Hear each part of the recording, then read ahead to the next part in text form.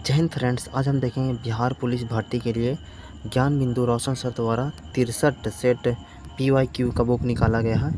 इसमें 2010 से लेकर 2024 तक का जितना भी बिहार पुलिस का एग्ज़ाम हुआ है सभी का हल प्रश्न पत्र दिया हुआ है। इतना अगर कर लेते हैं 63 सेट पूरा डिस्कशन के साथ, तो गारंटी हम कह रहे हैं कि 100% आपका बिहार पुलिस हो जाएगा। एक ज्ञान बिंदु का गारंटी है।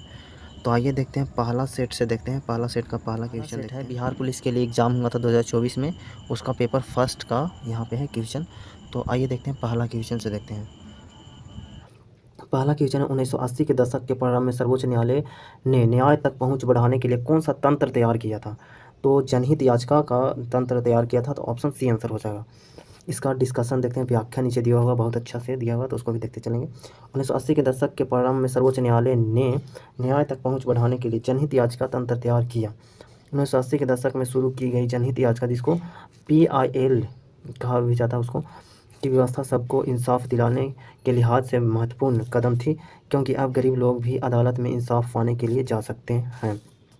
जनहित याचिका PIL के तहत सार्वजनिक हित की रक्षा के लिए मुकदमे का प्रावधान है। अन्य समान अदालती याचिकाओं से अलग इसमें यह आवश्यक नहीं है कि पीड़ित पक्ष स्वयं अदालत में जाए। यह किसी भी नागरिक या स्वयं न्यायालय द्वारा पीड़ितों के पक्ष में दायर किया जा सकता है। भारतीय न्यायिक पद्धति में जनहित याचिका उस समय लाया गया जब भारत के मुख्य न्यायाधीश PN भगवती थे। भारत में जनहित याचिका की अवधारणा का विस्तार प्रथम न्यायमूर्ति कृष्ण अय्यर द्वारा 1976 ईस्वी में मुंबई कारागार सभा बनाम अब्दुल भाई मामले में बोया गया था। भारत के पूर्व मुख्य न्यायाधीश PN भगवती को जनहित याचिका का जनक माना जाता है। इसको याद रखिएगा कि जनहित याचिका का मतलब कि जन्मदाता किन्हें माना जाता है? जनक, तो PN भगवती को। अगला क्वेश्चन देखते हैं, दूसरा नंबर क्वेश्चन। किसी भी देश में कानून बनाने का अंतिम अधिकार किसके पास होता है? तो संसद के पास होता है। ऑप्शन ए हो जाएगा आंसर, संसद। किसी भी देश में कानून बनाने का अंतिम अधिकार संसद के पास होता है। भारत में राष्ट्रपति, राज्यसभा एवं लोकसभा को सम्मिलित रूप से संसद कहा जाता है। लोकसभा संपूर्ण भारत के लोगों का प्रतिनिधित्व करती है, जबकि राज्यसभा राज्यों व केंद्र शासित प्रदेशों का प्रतिनिधित्व करती है। भारतीय संविधान का अनुच्छेद 80 जो है वो राज्यसभा की संरचना से संबंधित है। राज्यसभा के सदस्यों की अधिकतम संख्या 250 हो सकती है, परंतु वर्तमान में कितना है? तो 245 है राज्यसभा में सदस्य, 245। आगे देखते हैं। राज्यसभा के राष्ट्रपति द्वारा साहित्य, विज्ञान, कला और समाज सेवा के संबंध में विशेष ज्ञान रखने वाले 12 सदस्यों को मनोनीत किया जाता है। वर्तमान समय में उत्तर प्रदेश से राज्यसभा सदस्यों की सीटों की संख्या सर्वाधिक है, 31 है। राज्यसभा एक अस्थायी सदन है। इसका विघटन कभी भी नहीं हो सकता। इसके 1/3 सदस्य प्रति 2 वर्ष बाद सेवानिवृत्त हो जाते हैं। राज्यसभा के सदस्य का कार्यकाल 6 वर्ष का होता है। लोकसभा के गठन का प्रावधान भारतीय संविधान के अनुच्छेद 81 में है। और लोकसभा जो रहता है वो निम्न सदन होता है और राज्यसभा उच्च सदन होता है। लोकसभा के सदस्यों की अधिकतम संख्या 550 हो सकती है। लोकसभा राज्यसभा की तरह अस्थायी सदन नहीं है, अर्थात इसका विघटन 5 वर्ष या इससे पहले भी हो सकता है। 42वें संविधान संशोधन अधिनियम 1976 द्वारा लोकसभा की अवधि 5 से बढ़ाकर 6 वर्ष कर दी गई थी, परंतु इसे पुनः 44वें संविधान संशोधन अधिनियम 1978 द्वारा 5 वर्ष कर दिया गया। भारत में न्यायपालिका के 3 स्तर पाए जाते हैं, जिसमें सर्वोच्च स्थान भारत का उच्च न्यायालय है। सर्वोच्च न्यायालय मतलब सुप्रीम कोर्ट 1935 के भारत शासन अधिनियम द्वारा स्थापित संघीय न्यायालय का ही प्रतिरूप है। संघीय न्यायालय होने के साथ साथ अंतिम अपीलीय न्यायालय भी है। मूल संविधान के मुख्य न्यायाधीश सहित कुल न्यायाधीशों की संख्या 8 थी। वर्तमान में 33 प्लस 1 मतलब CGI को मिला के हो जाएगा 34 हो जाएंगे। संसद को शक्ति प्राप्त है कि वह न्यायाधीशों की संख्या में वृद्धि कर सकती है। भारतीय संविधान के भाग 15 में अनुच्छेद 324 से 329 तक निर्वाचन से संबंधित उपबंधों का उल्लेख किया गया है। भारतीय निर्वाचन के संबंध में मुख्यतः 2 प्रकार की पद्धतियाँ अपनाई जाती हैं। एक जो है पहला हो जाएगा first past the post system हो जाएगा, और दूसरा है एकल संक्रमणीय अनुपातिक प्रतिनिधित्व प्रणाली। First past the post system जो है भारत में जहाँ जहाँ प्रत्यक्ष निर्वाचन मतलब कि डायरेक्ट इलेक्शन होते हैं, वहाँ लगभग हर जगह first post the post system अपनाई जाती है। जैसे लोकसभा व राज्यों के विधानसभाओं के निर्वाचन प्रक्रिया में एकल संक्रमणीय अनुपातिक प्रणाली, यह निर्वाचन प्रणाली राष्ट्रपति, उपराष्ट्रपति, राज्यसभा और राज्य विधान परिषद के सदस्यों के निर्वाचन में अपनाई जाती हैं। भारतीय कार्यपालिका व्यवस्था के अंतर्गत उपराष्ट्रपति का पद अमेरिका के संविधान से प्रेरित है। वरीयता क्रम में उपराष्ट्रपति का पद राष्ट्रपति के बाद दूसरा सर्वोच्च पद है। भारतीय संविधान के अनुच्छेद 63 में उपराष्ट्रपति के पद का प्रावधान किया गया है। अनुच्छेद 64 के तहत उपराष्ट्रपति राज्यसभा का पदेन सभापति होता है। अगला क्वेश्चन, तीसरा नंबर क्वेश्चन, वार्षिक वित्तीय विवरण संसद के दोनों सदनों के समक्ष कौन रखवाता है? यहाँ पे रखवाता है तो ये रखवाता है राष्ट्रपति रखवाता है। ऑप्शन डी आंसर हो जाएगा। वार्षिक वित्तीय विवरण को बजट भी कहा जाता है। वार्षिक वित्तीय विवरण में भारत सरकार की अनुमानित आय और व्यय विवरण होता है एवं यह दस्तावेज बजट प्रक्रिया का हिस्सा होता है। वार्षिक वित्तीय विवरण का प्रावधान भारतीय संविधान के अनुच्छेद 112 में है। वित्त मंत्री के नेतृत्व में वित्त मंत्रालय के द्वारा आम बजट तैयार करवाया जाता है। स्वतंत्र भारत के प्रथम वित्त मंत्री आर के सम्मुखन सेठी थे जिन्होंने पहला बजट पेश किया था। अनुच्छेद 75 के क्लॉज 1 में राष्ट्रपति द्वारा प्रधानमंत्री की नियुक्ति का प्रावधान करता है। सर्वाधिक लंबे समय तक प्रधानमंत्री के पद पर रहने वाले यहाँ पे हो जाएगा पंडित जवाहरलाल नेहरू थे। इंदिरा गांधी, एच.डी. देवगौड़ा और डॉक्टर मनमोहन सिंह राज्यसभा के सदस्य होते हुए प्रधानमंत्री बने थे। पी.वी. नरसिम्हा राव ऐसे प्रधानमंत्री थे जो पद ग्रहण के समय किसी भी सदन के सदस्य नहीं थे। 3 प्रधानमंत्री यहाँ पे जवाहरलाल नेहरू, लाल बहादुर शास्त्री और श्रीमती इंदिरा गांधी की मृत्यु उनकी पद अवधि के दौरान हो गई थी। मोरारजी देसाई सबसे अधिक उम्र और राजीव गांधी सबसे कम उम्र में बनने वाले प्रधानमंत्री थे। लोकसभा के प्रथम अध्यक्ष गणेश वासुदेव मावलंकर थे। सर्वाधिक लंबे समय तक लोकसभा अध्यक्ष के पद पर रहने वाले अध्यक्ष बलराम जाखड़ थे जिनका कार्यकाल 9 वर्ष 329 दिनों तक चला था, जो 1980 से 1989 तक रहे थे। राष्ट्रपति देश का संवैधानिक प्रधान होता है एवं भारत का प्रथम नागरिक कहलाता है। भारत के प्रथम राष्ट्रपति डॉक्टर राजेंद्र प्रसाद थे। भारत की प्रथम महिला राष्ट्रपति प्रतिभा देवी पाटिल थी। स्वतंत्रता के बाद जन्म लेने वाली भारत की पहली राष्ट्रपति द्रौपदी मुर्मू हैं, जो वर्तमान में भी हैं भी। अगला क्वेश्चन, चौथा नंबर देखते हैं। सर्वोच्च न्यायालय के मौलिक क्षेत्राधिकार में क्या शामिल है? तो इसमें से जो शामिल है वो है संघ एवं राज्यों के बीच तथा राज्यों एवं राज्यों के बीच विवादों का निपटारा करना है। ऑप्शन सी आंसर हो जाएगा। भारतीय संविधान के अनुच्छेद 131 में मौलिक क्षेत्राधिकार का प्रावधान किया गया है। इसके अंतर्गत सर्वोच्च न्यायालय 3 प्रकार के मामलों में सुनवाई करता है, जो इस प्रकार है। एक तरफ भारत सरकार होगा और तथा दूसरी तरफ एक या एक से अधिक राज्य सरकारें होंगी। अगला जो है वो 2 या 2 से अधिक राज्यों के बीच उत्पन्न विवाद हो जाएगा। और केंद्र और कोई राज्य या राज्यों का एक तरफ होना एवं एक या अधिक राज्यों का दूसरी तरफ होना, ये 3 मामले पर सुनवाई करता है। आपराधिक मामले, यह ऐसी क्रियाओं से संबंधित है जिन्हें कानून में अपराध माना गया है, जैसे चोरी, हत्या, दहेज, उत्पीड़न आदि। इसमें एफआईआर दर्ज कराने के बाद पुलिस जांच कर अदालत में केस फाइल करती है। अपराधी के दोषी पाए जाने पर जेल या जुर्माना दोनों लगाया जा सकता है। दीवानी मामले, इसका संबंध व्यक्ति विशेष के अधिकारों के उल्लंघन से है, जैसे जमीन विवाद हो जाएगा, वस्तु की खरीदारी हो जाएगा, फिर किराया हो जाएगा, तलाक आदि। प्रभावित पक्ष न्यायालय में एक याचिका दायर करता है। अगला क्वेश्चन देखते हैं, 5वां नंबर क्वेश्चन। सोवा रिगपा क्या है? सोवा रिगपा जो है वो हिमालय की पारंपरिक दवा पद्धति है। ऑप्शन सी आंसर हो जाएगा। सोवा रिगपा चिकित्सा की एक पारंपरिक पद्धति है जो भारत के हिमालयी क्षेत्रों में प्रचलित है। यह चिकित्सा पद्धति तिब्बत से आई है और दुनिया भर में सबसे पुरानी चिकित्सा परंपराओं में से एक है। सोवा रिगपा शब्द का अर्थ होता है उपचार का ज्ञान और यह भोटी भाषा से लिया गया है। सोवा रिगपा के ज़्यादातर सिद्धांत और अभ्यास आयुर्वेद के समान है। सोवा रिगपा के इलाज के लिए शरीर और मन के विकास का महत्व दिया जाता है। अगला क्वेश्चन देखते हैं, यहाँ पे इसका और व्याख्या हो जाएगा। सोवा रिगपा के अभ्यास को विनियमित करने के लिए धर्मशाला में तिब्बती चिकित्सा के लिए केंद्रीय परिषद स्थापित है। सोवा रिगपा के संस्थाओं के लिए मुख्य भारतीय केंद्र लद्दाख और धर्मशाला है। 6ठा नंबर क्वेश्चन देखते हैं। प्रधानमंत्री नरेंद्र मोदी ने मार्च 2024 में देश की पहली अंडर वाटर मेट्रो का उद्घाटन कहाँ किया? तो ये किए थे कोलकाता में। ऑप्शन बी हो जाएगा आंसर। हुगली नदी के नीचे बनी मेट्रो सुरंग कोलकाता मेट्रो के ईस्ट वेस्ट कॉरिडोर का हिस्सा है और हावड़ा मैदान एस्प्लेनेड से जोड़ती है। अगला क्वेश्चन 7वां नंबर देखते हैं। गोलकीपर के रूप में प्रदर्शन के लिए निम्नलिखित में से कौन सा पुरस्कार दिया जाता है? हॉकी इंडिया बलजीत सिंह पुरस्कार दिया जाता है। ऑप्शन ए आंसर हो जाएगा। यह पुरस्कार भारत में हॉकी के गोलकीपरों को उनके उत्कृष्ट प्रदर्शन के लिए दिया जाता है। मेजर ध्यानचंद पुरस्कार भारत में खेलों में उत्कृष्टता के लिए दिया जाने वाला एक प्रतिष्ठित पुरस्कार है। मेजर ध्यानचंद खेल रत्न पुरस्कार, जिसे पहले राजीव गांधी खेल रत्न के नाम से जाना जाता था, भारत में किसी खिलाड़ी को दिया जाने वाला सर्वोच्च पुरस्कार है। मेजर ध्यानचंद खेल रत्न पुरस्कार राशि में एक प्रमाण पत्र और 25 लाख रुपये का नगद पुरस्कार शामिल है। राष्ट्रीय खेल पुरस्कार एवं पुरस्कार की राशि: अर्जुन पुरस्कार में 15 लाख रुपया दिया जाता है। द्रोणाचार्य पुरस्कार लाइफ टाइम श्रेणी 15 लाख दिया जाता है। द्रोणाचार्य पुरस्कार नियमित श्रेणी में 10 लाख रुपया दिया जाता है। 8वां नंबर क्वेश्चन देखते हैं। निम्नलिखित में से कौन सा भू-अस्थायी उपग्रह नहीं है?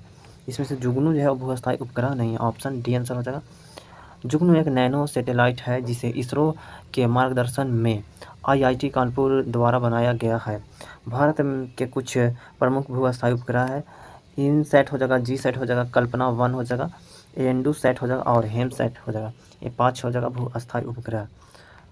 अगला 9वां नंबर क्वेश्चन देखते हैं। सामा चिकोवा बिहार का एक त्यौहार है। यह त्यौहार इस रिश्ते को समर्पित है। तो भाई बहन के रिश्ते को समर्पित है। ऑप्शन सी आंसर हो जाएगा। यह त्यौहार प्रत्येक कार्तिक माह के शुक्ल पक्ष की सप्तमी से पूर्णमासी तक मनाया जाता है। बिहार के अन्य लोक नाट्य हो जाएगा बेदेसिया जो है विदेसिया भोजपुर क्षेत्र में अत्यंत लोकप्रिय है। इस नाट्य में महिला पात्र की भूमिका पुरुष कलाकार द्वारा निभाया जाता है। जाट जटिन जो है वो केवल अविवाहितों द्वारा एक लोक नाट्य में जाट जटिन के वैवाहिक जीवन को प्रदर्शित किया जाता है।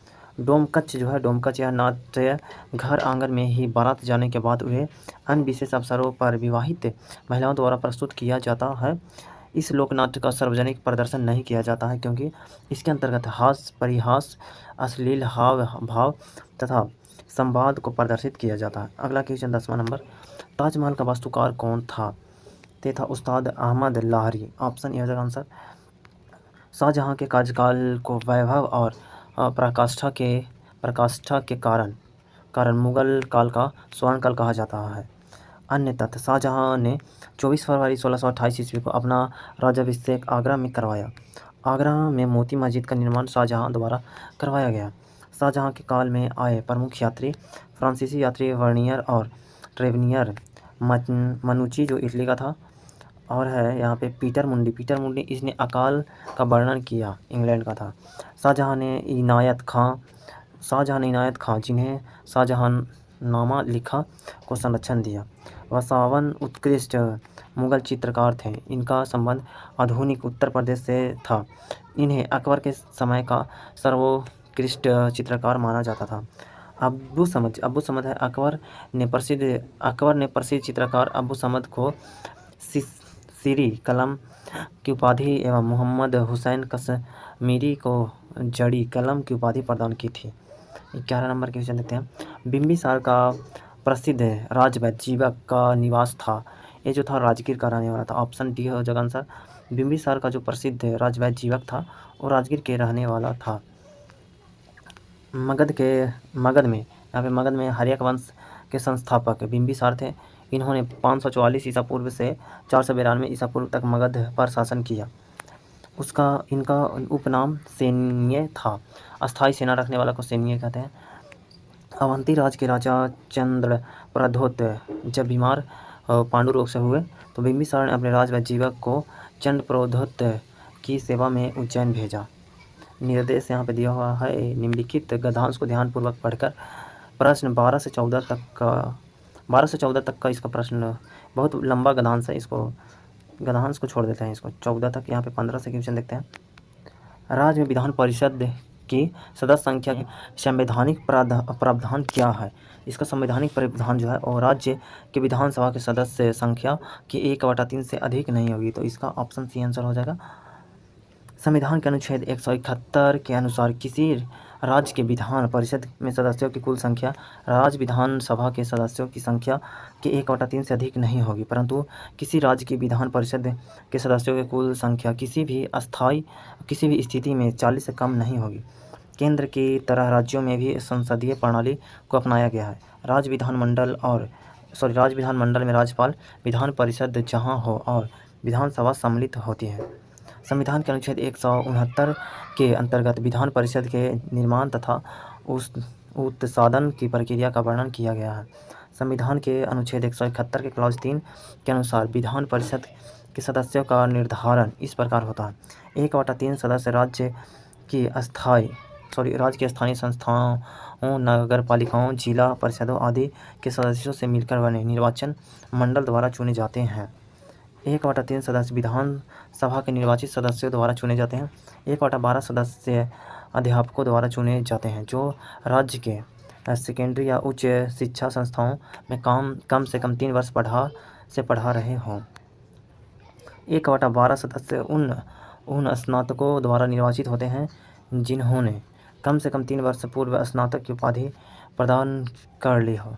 1/6 सदस्य राज्यपाल द्वारा मनोनीत होते हैं जो कला, विज्ञान, साहित्य, समाज सेवा एवं सहकारिता से जुड़े हों। वर्तमान के केवल 6 राज्यों में विधान परिषद विद्यमान है। उत्तर प्रदेश, कर्नाटक, बिहार, आंध्र प्रदेश, तेलंगाना तथा महाराष्ट्र में विधान परिषद विद्यमान है। विधान परिषद किसी भी बैठक के लिए कम से कम 10 या विधान परिषद के कुल सदस्यों का 10वां मतलब 1/10 इसमें जो भी अधिक हो गणपूर्ति होगा। अगला क्वेश्चन 16 नंबर, संविधान सभा के चुनाव हुए थे। संविधान सभा का चुनाव जुलाई 1946 में हुआ था। ऑप्शन ए हो जाएगा आंसर। कैबिनेट मिशन योजना को मुस्लिम लीग ने 6 जून 1946 ईस्वी को और कांग्रेस ने 25 जून 1946 ईस्वी को स्वीकार किया।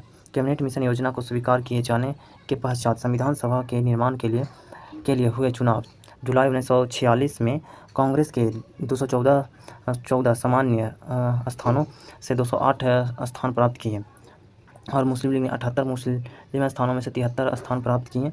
कांग्रेस के 4 सिख सदस्यों का भी समर्थन प्राप्त हुआ। जवाहरलाल नेहरू के नेतृत्व में अंतरिम सरकार का गठन 2 सितंबर 1946 को हुआ था। 3 जून 1947 को भारत विभाजन की माउंट बेटन योजना प्रकाशित की गई, जिसे कांग्रेस कार्य समिति के 3 जून 1947 ईस्वी की बैठक में स्वीकार कर लिया गया। स्वतंत्रता प्राप्ति के समय कांग्रेस के अध्यक्ष जेबी कृपलानी एवं ब्रिटेन के प्रधानमंत्री क्लेमेंट इटली थे जो लेबर पार्टी से थे। अगला क्वेश्चन देखते हैं 17 नंबर, सर्वोच्च न्यायालय व उच्च न्यायालयों के न्यायाधीशों को पद से कौन हटा सकता है? तो राष्ट्रपति यदि दोनों सदन द्वारा यह प्रस्ताव पारित हो तब। ऑप्शन डी हो जाएगा आंसर। सर्वोच्च न्यायालय व उच्च न्यायालयों के न्यायाधीशों को पद से राष्ट्रपति हटा सकते हैं यदि संसद के दोनों सदनों द्वारा यह प्रस्ताव पारित हो। अनुच्छेद 124 के क्लॉज 5 के तहत संसद विधि द्वारा न्यायाधीशों को हटाए जाने की संबंधित प्रक्रिया का उपबंध कर सकती है।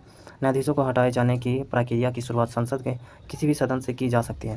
यह प्रस्ताव यदि लोकसभा से शुरुआत होती है तो 100 सदस्यों के हस्ताक्षर अध्यक्ष को देने के बाद ही प्रस्ताव पेश हो सकता है। अगला क्वेश्चन, यह प्रस्ताव यदि राज्यसभा से शुरू होती है तो 50 सदस्यों के हस्ताक्षर सभापति को देने के बाद ही प्रस्ताव पेश हो सकता है। आगे देखते हैं आगे क्या है। न्यायाधीशों को हटाए जाने से संबंधित है प्रस्ताव यदि दोनों सदनों द्वारा अलग अलग कुल सदस्य संख्या के बहुमत तथा उपस्थिति व मतदान करने वाले 2/3 मतलब 2/3 सदस्यों के बहुमत से पारित हो जाए तो उसे राष्ट्रपति के पास भेजा जाता है। 10 राष्ट्रपति न्यायाधीश को हटाए जाने का आदेश जारी करते हैं। अभी तक केवल सर्वोच्च न्यायालय के एक न्यायाधीश बी रामास्वामी के संदर्भ में महाभियोग का प्रस्ताव लाया गया, परंतु लोकसभा में यह प्रस्ताव अपेक्षित बहुमत से अभाव में पारित नहीं हो पाया। अगला क्वेश्चन देखते हैं, निम्नलिखित में से कौन सी गैस पॉप की आवाज़ करते हुए जलती है? तो हो जाएगा हाइड्रोजन। ऑप्शन ए हो जाएगा आंसर। हाइड्रोजन आवर्त सारणी का प्रथम तत्व है जिसका संकेत H तथा परमाणु संख्या 1 है। हाइड्रोजन को भविष्य का ईंधन कहा जाता है। यह आवर्त सारणी का एकमात्र ऐसा तत्व है जिसके नाभिक में कोई न्यूट्रॉन नहीं है, अर्थात केवल एक प्रोटॉन होता है। इसकी खोज हेनरी कैवेंडिश ने की थी। हाइड्रोजन का उपयोग वनस्पति घी के निर्माण में होता है। द्रव्य हाइड्रोजन रॉकेट ईंधन के रूप में प्रयुक्त होता है। ईंधन सेल में विद्युत ऊर्जा बनाने में ईंधन के रूप में नाइट्रोजन गैस नाइट्रोजन नाइट्रोजन एक रंगहीन तथा गंधहीन गैस है जो पृथ्वी के वायुमंडल का प्रमुख घटक है, जो 78% है वायुमंडल में नाइट्रोजन यूरिया नामक कार्बनिक यौगिक का प्रमुख अवयव है जो यूरिया में 46% तक पाई जाती है। जीवधारी नाइट्रोजन को पेड़ पौधों से प्रोटीन के रूप में प्राप्त करते हैं। अगला क्वेश्चन, नाइट्रोजन का उपयोग वायु आयनों के टायरों में भरा जाता है नाइट्रोजन को, और क्रायो बैंक एवं एक्सीटू संरक्षण में किया जाता है प्रयोग इसका। नाइट्रोजन विद्युत वाल्वों में तथा उच्च ताप मापने वाले तापमापी में भरने में काम आता है। अमोनिया के उत्पादन में भी नाइट्रोजन काम आता है। कार्बन डाइऑक्साइड पौधे के लिए प्राणदायिनी गैस है क्योंकि यह गैस जंतु जगत द्वारा श्वास के रूप में बाहर छोड़ी जाती है तथा पौधे प्रकाश संश्लेषण द्वारा CO2 को ग्रहण कर जीवित रहते हैं। आगे देखते हैं आगे क्या है।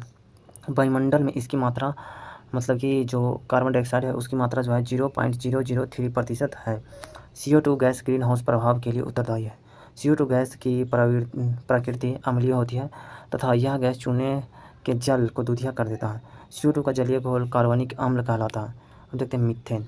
यह एल्केन श्रेणी CnH2n+2 का प्रथम सदस्य होता है। प्राकृतिक गैस, बायोगैस इत्यादि के प्रमुख अवयव मीथेन गैस होती है। कोयले की खाने में मीथेन तथा वायु के मिश्रण से भयंकर विस्फोट होता है। अतः मीथेन का फायर डैम्प भी कहा जाता है। मीथेन का उपयोग ईंधन के रूप में किया जाता है। अगला क्वेश्चन, अंडे की जर्दी कोलाइड का कौन सा प्रकार है? तो हो जाएगा इमल्सन हो जाएगा। ऑप्शन सी आंसर हो जाएगा। इमल्सन में 32% फास्फोलिपिड होता है। कोलाइड एक विषमांगी मिश्रण है। कोलाइड के कणों का आकार 10⁻⁻5 सेंटीमीटर से 10⁻⁷ सेंटीमीटर के बीच है। इतना छोटा होता है कि ये पृथक रूप से आँखों से नहीं देखा जा सकता है। कोलाइड के कण प्रकाश की किरण को फैलाते हैं तथा मार्ग को दृश्य बनाते हैं। जब कोलाइड के कण को शांत छोड़ दिया जाता है तब ये कण तल पर बैठते हैं अर्थात अस्थायी होते हैं। ये छनन विधि द्वारा मिश्रण से पृथक नहीं किए जा सकते हैं किंतु अपकेंद्रित तकनीक द्वारा पृथक किए जा सकते हैं। कोलाइड के समान उदाहरण यहाँ पे हो जाएगा परिक्षिप्त परावस्था और प्रक्षेपण माध्यम हो जाएगा प्रकाश। उदाहरण देखते हैं यहाँ पे द्रव और गैस। द्रव गैस जो प्रकार है वह एरोसोल का प्रकार है। इसका उदाहरण हो जाएगा कोहरा हो जाएगा, बादल और कुहासा हो जाएगा। और हो जाएगा ठोस गैस का प्रकार जो है हो जाएगा एरोसोल हो जाएगा। इसका उदाहरण जो हो जाएगा धुआं हो जाएगा स्वचालित वाहन का निथार हो जाएगा यहाँ पे। और गैस द्रव का जो प्रकार है वो फोम है, जैसे शेविंग क्रीम हो जाएगा, इसका उदाहरण हो जाएगा। द्रव का प्रकार हो जाएगा इमल्सन हो जाएगा, इसका उदाहरण हो जाएगा दूध हो जाएगा। और हो जाएगा फेस क्रीम जो फेस वॉश करते हैं ना उसको है। ठोस द्रव का जो प्रकार है वो सोल है। ये जो है मैग्नीशियम मिल्क हो जाएगा। और हो जाएगा कीचड़ उदाहरण है इसका सोल का। गैस ठोस का उदाहरण हो जाएगा फोम हो जाएगा रबड़ और स्पंज और जगह फ्यूमिस हो जाएगा। द्रव ठोस का प्रकार जो है जेल है और इसका उदाहरण है जेली, पनीर, मक्खन। ठोस का उदाहरण ठोस सोल हो जाएगा। इसका उदाहरण हो जाएगा रंगीन रत्न पत्थर और जो दूधिया कांच। यहाँ पे नोट दिया हुआ है कोलाइडी कणों द्वारा प्रकाश के प्रकीर्णन की परिघटना टिंडल प्रभाव उत्पन्न करती है। 20वां क्वेश्चन देखते हैं। आयरन मतलब कि लोहा का परमाणु प्रतीक है Fe। ऑप्शन सी आंसर हो जाएगा Fe। इसका देखते हैं यहाँ पे दिया हुआ बहुत सारा तत्व दिया हुआ और उसका प्रतीक दिया हुआ है। यहाँ पे हाइड्रोजन का हो जाएगा H हो जाएगा, प्रतीक चिन्ह हो जाएगा। ऑक्सीजन का O हो जाएगा, हीलियम He हो जाएगा, फ्लोरीन F हो जाएगा और लिथियम Li, नियॉन हो जाएगा Ne, beryllium Be, sodium Na, boron B, magnesium Mg, carbon C, aluminium Al, nitrogen का हो जाएगा N हो जाएगा, फास्फोरस P हो जाएगा और सल्फर S हो जाएगा, आर्गन Ar हो जाएगा, क्लोरीन Cl हो जाएगा, arsenic S, potassium K, bromine Br, calcium Ca और सिल्वर Ag और क्रोमियम Cr हो जाएगा, आयोडीन I हो जाएगा और मैग्नीशियम का Mn हो जाएगा और जाएगा बेरियम का Ba, आयरन Fe और गोल्ड का Au और जाएगा कोबाल्ट हो जाएगा Co हो जाएगा और मरकरी Hg। यहाँ पे निकेल का Ni संकेत हो जाएगा और रेडॉन का हो जाएगा Rn, कॉपर का Cu और जाएगा पोलोनियम का हो जाएगा P हो जाएगा, जिंक Zn। पूरा हो गया। अगला 21वां नंबर क्वेश्चन देखते हैं। जल में ऑक्सीजन परमाणु की संकरण अवस्था क्या है? तो हो जाएगा sp3। ऑप्शन सी आंसर हो जाएगा sp3। जल का अणुसूत्र H2O होता है। शुद्ध जल उदासीन होता है अर्थात इसका pH मान 7 होता है। 4 डिग्री सेल्सियस तापमान पर जल का घनत्व अधिकतम तथा आयतन न्यूनतम होता है। जल के प्रकार देखते हैं यहाँ पे। कठोर जल जिसको हार्ड वाटर बोलते हैं, यह साबुन के साथ फेन उत्पन्न नहीं करता है। इसमें कैल्शियम एवं मैग्नीशियम के क्लोराइड, सल्फेट व बाइकार्बोनेट घुले रहते हैं। मृदु जल जिसको सॉफ्ट वाटर बोलते हैं, यह साबुन के साथ आसानी से फेन उत्पन्न करता है। यह जल पीने के दृष्टि से उपयुक्त होता है। आप देखते हैं जल की कठोरता अस्थायी कठोरता और अस्थायी कठोरता। तो अस्थायी कठोरता को देखते हैं। यह कठोरता कैल्शियम व मैग्नीशियम के क्लोराइड तथा सल्फेट लवण घुले रहने के कारण होती है। जल में अस्थायी कठोरता को सोडियम कार्बोनेट मिलाकर दूर की जाती है। अस्थायी कठोरता, यह कठोरता उसमें कैल्शियम व मैग्नीशियम के बाइकार्बोनेट लवण घुले रहने के कारण होती है। जल की अस्थायी कठोरता उसे उबालकर दूर कर ली जाती है। आगे देखते हैं क्या है 22 नंबर क्वेश्चन। यूरोप के स्केच रिपोर्टाज के लेखक हैं। इसके लेखक हो जाएंगे राम कुमार, ऑप्शन बी हो जाएगा आंसर। यहाँ पे रचनाकार और रिपोर्टाज दिया हुआ। फणीश्वर नाथ रेणु जो है और जगह रिंजल हो जाएगा और जगह धनजल नेपाली और जगह क्रांति कथा। और धर्मवीर भारती जो है और युद्ध यात्रा का रिपोर्टाज है और जगह रायंग राघव जो है तूफान के बीच हो जाएगा। कन्हैया लाल मिश्र प्रभाकर जगह छन वेल और जगह कन मुस्काए और जगह शिव दान सिंह चौहान या जगह लक्ष्मीपुर। अगला 23वां नंबर क्वेश्चन मिलान करना। सूची 1 को सूची 2 से सुमेलित कीजिए। छाती पर मूंग डालना, यहाँ पे मुहावरा दिया हुआ छाती पर मूंग डालना का मुहावरा क्या होगा। तो इसका मुहावरा हो जाएगा साथ रहकर परेशान करना, तो इसका 4 मिल जाएगा। छाती पर पत्थर रखना, छाती पर पत्थर रखना का हो जाएगा धैर्यपूर्वक कष्ट सहना हो जाएगा। छाती पर सांप लौटना का हो जाएगा यहाँ पे ईर्ष्या करना हो जाएगा। छाती ठोकना का हो जाएगा यहाँ पे कठिन कार्य हेतु प्रतिज्ञा करना। इसका आंसर हो जाएगा यहाँ पे हो जाएगा ऑप्शन सी हो जाएगा। इसका नीचे दिया हुआ है तो इसको देख लेते हैं। छाती पर मूंग डालना, साथ रहकर परेशान करना, छाती पर पत्थर रखना, धैर्यपूर्वक कष्ट सहना, छाती पर सांप लौटना, ईर्ष्या करना, छाती ठोकना, कठिन कार्य हेतु प्रतिज्ञा करना। मुहावरा तो पूछता है बिहार पुलिस में, तो इसको देखना बहुत ज़रूरी है। नीचे कुछ मुहावरा दिया हुआ है, उसका अर्थ दिया हुआ है, तो उसको भी देख लेते हैं। डूबते को तिनके का सहारा, संकट में पड़े को थोड़ी मदद। यहाँ पे हो जाएगा तिनके को पहाड़ करना, छोटी बात को बड़ी करना। मुहावरे का अर्थ हो जाएगा दिन दूनी रात चौगनी हो जाएगा खूब उन्नति करना। दूध का दूध, पानी का पानी हो जाएगा निष्पक्ष न्याय और जगह गंगा लाभ होना मतलब कि मर जाना होगा। कपास ओटना, कपास ओटना का अर्थ हो जाएगा संस्कारिक काम धंधों में लगे रहना। कमर कसना, कमर कसना में दृढ़ संकल्प करना हो जाएगा। नाक पर मक्खी ना बैठने देना मतलब कि खरे स्वभाव का होना हो जाएगा। यहाँ पे उल्लू सीधा करना का अर्थ हो जाएगा अपना स्वार्थ साधना और एक आँख से देखना हो जाएगा समान भाव रखना। ओस की मोती, ओस की मोती का अर्थ हो जाएगा क्षण भंगुर हो जाएगा। ओखली में सिर देना, ओखली का सिर देना मतलब इच्छापूर्वक किसी झंझट में पड़ना। अगला क्वेश्चन है 24 नंबर।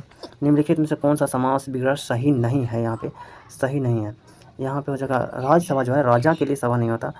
यहाँ पे राज्यसभा जो होता है वो राजा का सभा होता है, का होता है। यहाँ पे जनता के लिए राजा, जनता के लिए सभा होता है और राजा के लिए यहाँ पे राजा का सभा हो जाएगा। तो पहला नंबर गलत है, ऑप्शन ये हो जाएगा आंसर। इसका देखते हैं व्याख्या। राज्यसभा राजा के लिए सभा, यह समास विग्रह सही नहीं है। राज्यसभा का समास विग्रह राजा की सभा होता है। अगला क्वेश्चन 25 नंबर। यहाँ पे खाली स्थान है। ने कोशिका में स्थित तरल जैविक पदार्थ को जीवद्रव नाम दिया, तो ये दिए थे जे पुरकिंजे ने। ऑप्शन ए हो जाएगा आंसर। जीवद्रव एक तरल गाढ़ा लसा प्रभासी वजन युक्त वे रंगहीन पदार्थ है। जीवों की सारी जैविक क्रियाएं जीवद्रव के द्वारा ही होती है, जिस कारण इसे जीवन का भौतिक आधार भी कहते हैं। जीवद्रव का लगभग 80% भाग जल होता है। जीवद्रव में अकार्बनिक एवं कार्बनिक यौगिक का अनुपात 81:19 होता है। जीवद्रव का 99% भाग तत्वों से मिलकर बना होता है। इसमें हो जाएगा ऑक्सीजन जो रहता है 76% रहता है, कार्बन हो जाएगा 10.5%, हाइड्रोजन 10% और नाइट्रोजन जो रहता है 2.5%। अगला क्वेश्चन 26 नंबर। निम्नलिखित में से कौन सा सरल अस्थायी उत्तक पादप के भागों को यांत्रिक शक्ति प्रदान करता है, यांत्रिक शक्ति प्रदान करता है। तो हो जाएगा स्क्लेरन काइमा। ऑप्शन ए हो जाएगा आंसर। स्क्लेरन काइमा को हिंदी में दृढ़ उत्तक कहते हैं। नामक सरल अस्थायी उत्तक पादप के भागों को यांत्रिक शक्ति प्रदान करता है। स्क्लेरन काइमा दृढ़ उत्तक लंबी संकरी कोशिकाएँ होती हैं। इन कोशिकाओं की भित्ति मोटी तथा लिग्निन होती है। अधिकांश ये मृत होती हैं। इसे प्रोटोप्लास्ट नहीं होता, इसमें प्रोटोप्लास्ट नहीं होता। स्क्लेरन काइमा दृढ़ उत्तक मनुष्य के लिए अत्यंत उपयोगी होते हैं। इसके उदाहरण हो जाएगा जूट हो जाएगा पटवा आदि है। यहाँ पे उत्तक दिया हुआ और संबंधित कार्य। अच्छा, एपिडर्मिस उत्तक जो है वो यह कोशिकाओं की एक परत द्वारा पौधे के बाहरी भाग को ढकता है। जाइलम उत्तक जो है जल व खनिज लवणों का संवहन करता है और यांत्रिक दृढ़ता प्रदान करता है जाइलम उत्तक। और फ्लोएम उत्तक जो है वो मुख्य कार्य इसको पत्तियों द्वारा बनाए गए भोजन को पौधे के अन्य भागों में पहुंचाना है इसका कार्य। और जाइलम जो है, जाइलम और फ्लोएम संवहनी उत्तक है। 27 नंबर क्वेश्चन देते हैं। हरी पत्तियाँ भोजन को किस रूप में संग्रहित करती है, तो स्टार्च के रूप में। ऑप्शन सी आंसर हो जाएगा। स्टार्च वह भोजन है जो पौधों की पत्तियों में जमा हो जाता है। स्टार्च मतलब कि मंड एक पॉलीमेरिक कार्बोहाइड्रेट है जिसमें ग्लाइकोसिडिक बॉन्ड द्वारा बड़ी संख्या में ग्लूकोज इकाइयाँ शामिल हैं। यह प्रकाश संश्लेषण का अंतिम उत्पाद है। प्रकाश संश्लेषण में सर्वाधिक प्रभावकारी लाल रंग है। प्रकाश संश्लेषण की क्रिया कृत्रिम प्रकाश में भी होती है। अगला क्वेश्चन, 31 मई 2024 को संयुक्त राष्ट्र अकादमी प्रभाव के सदस्य कितने संस्थान हैं? तो यह जगह 1645, ऑप्शन डी आंसर हो जाएगा।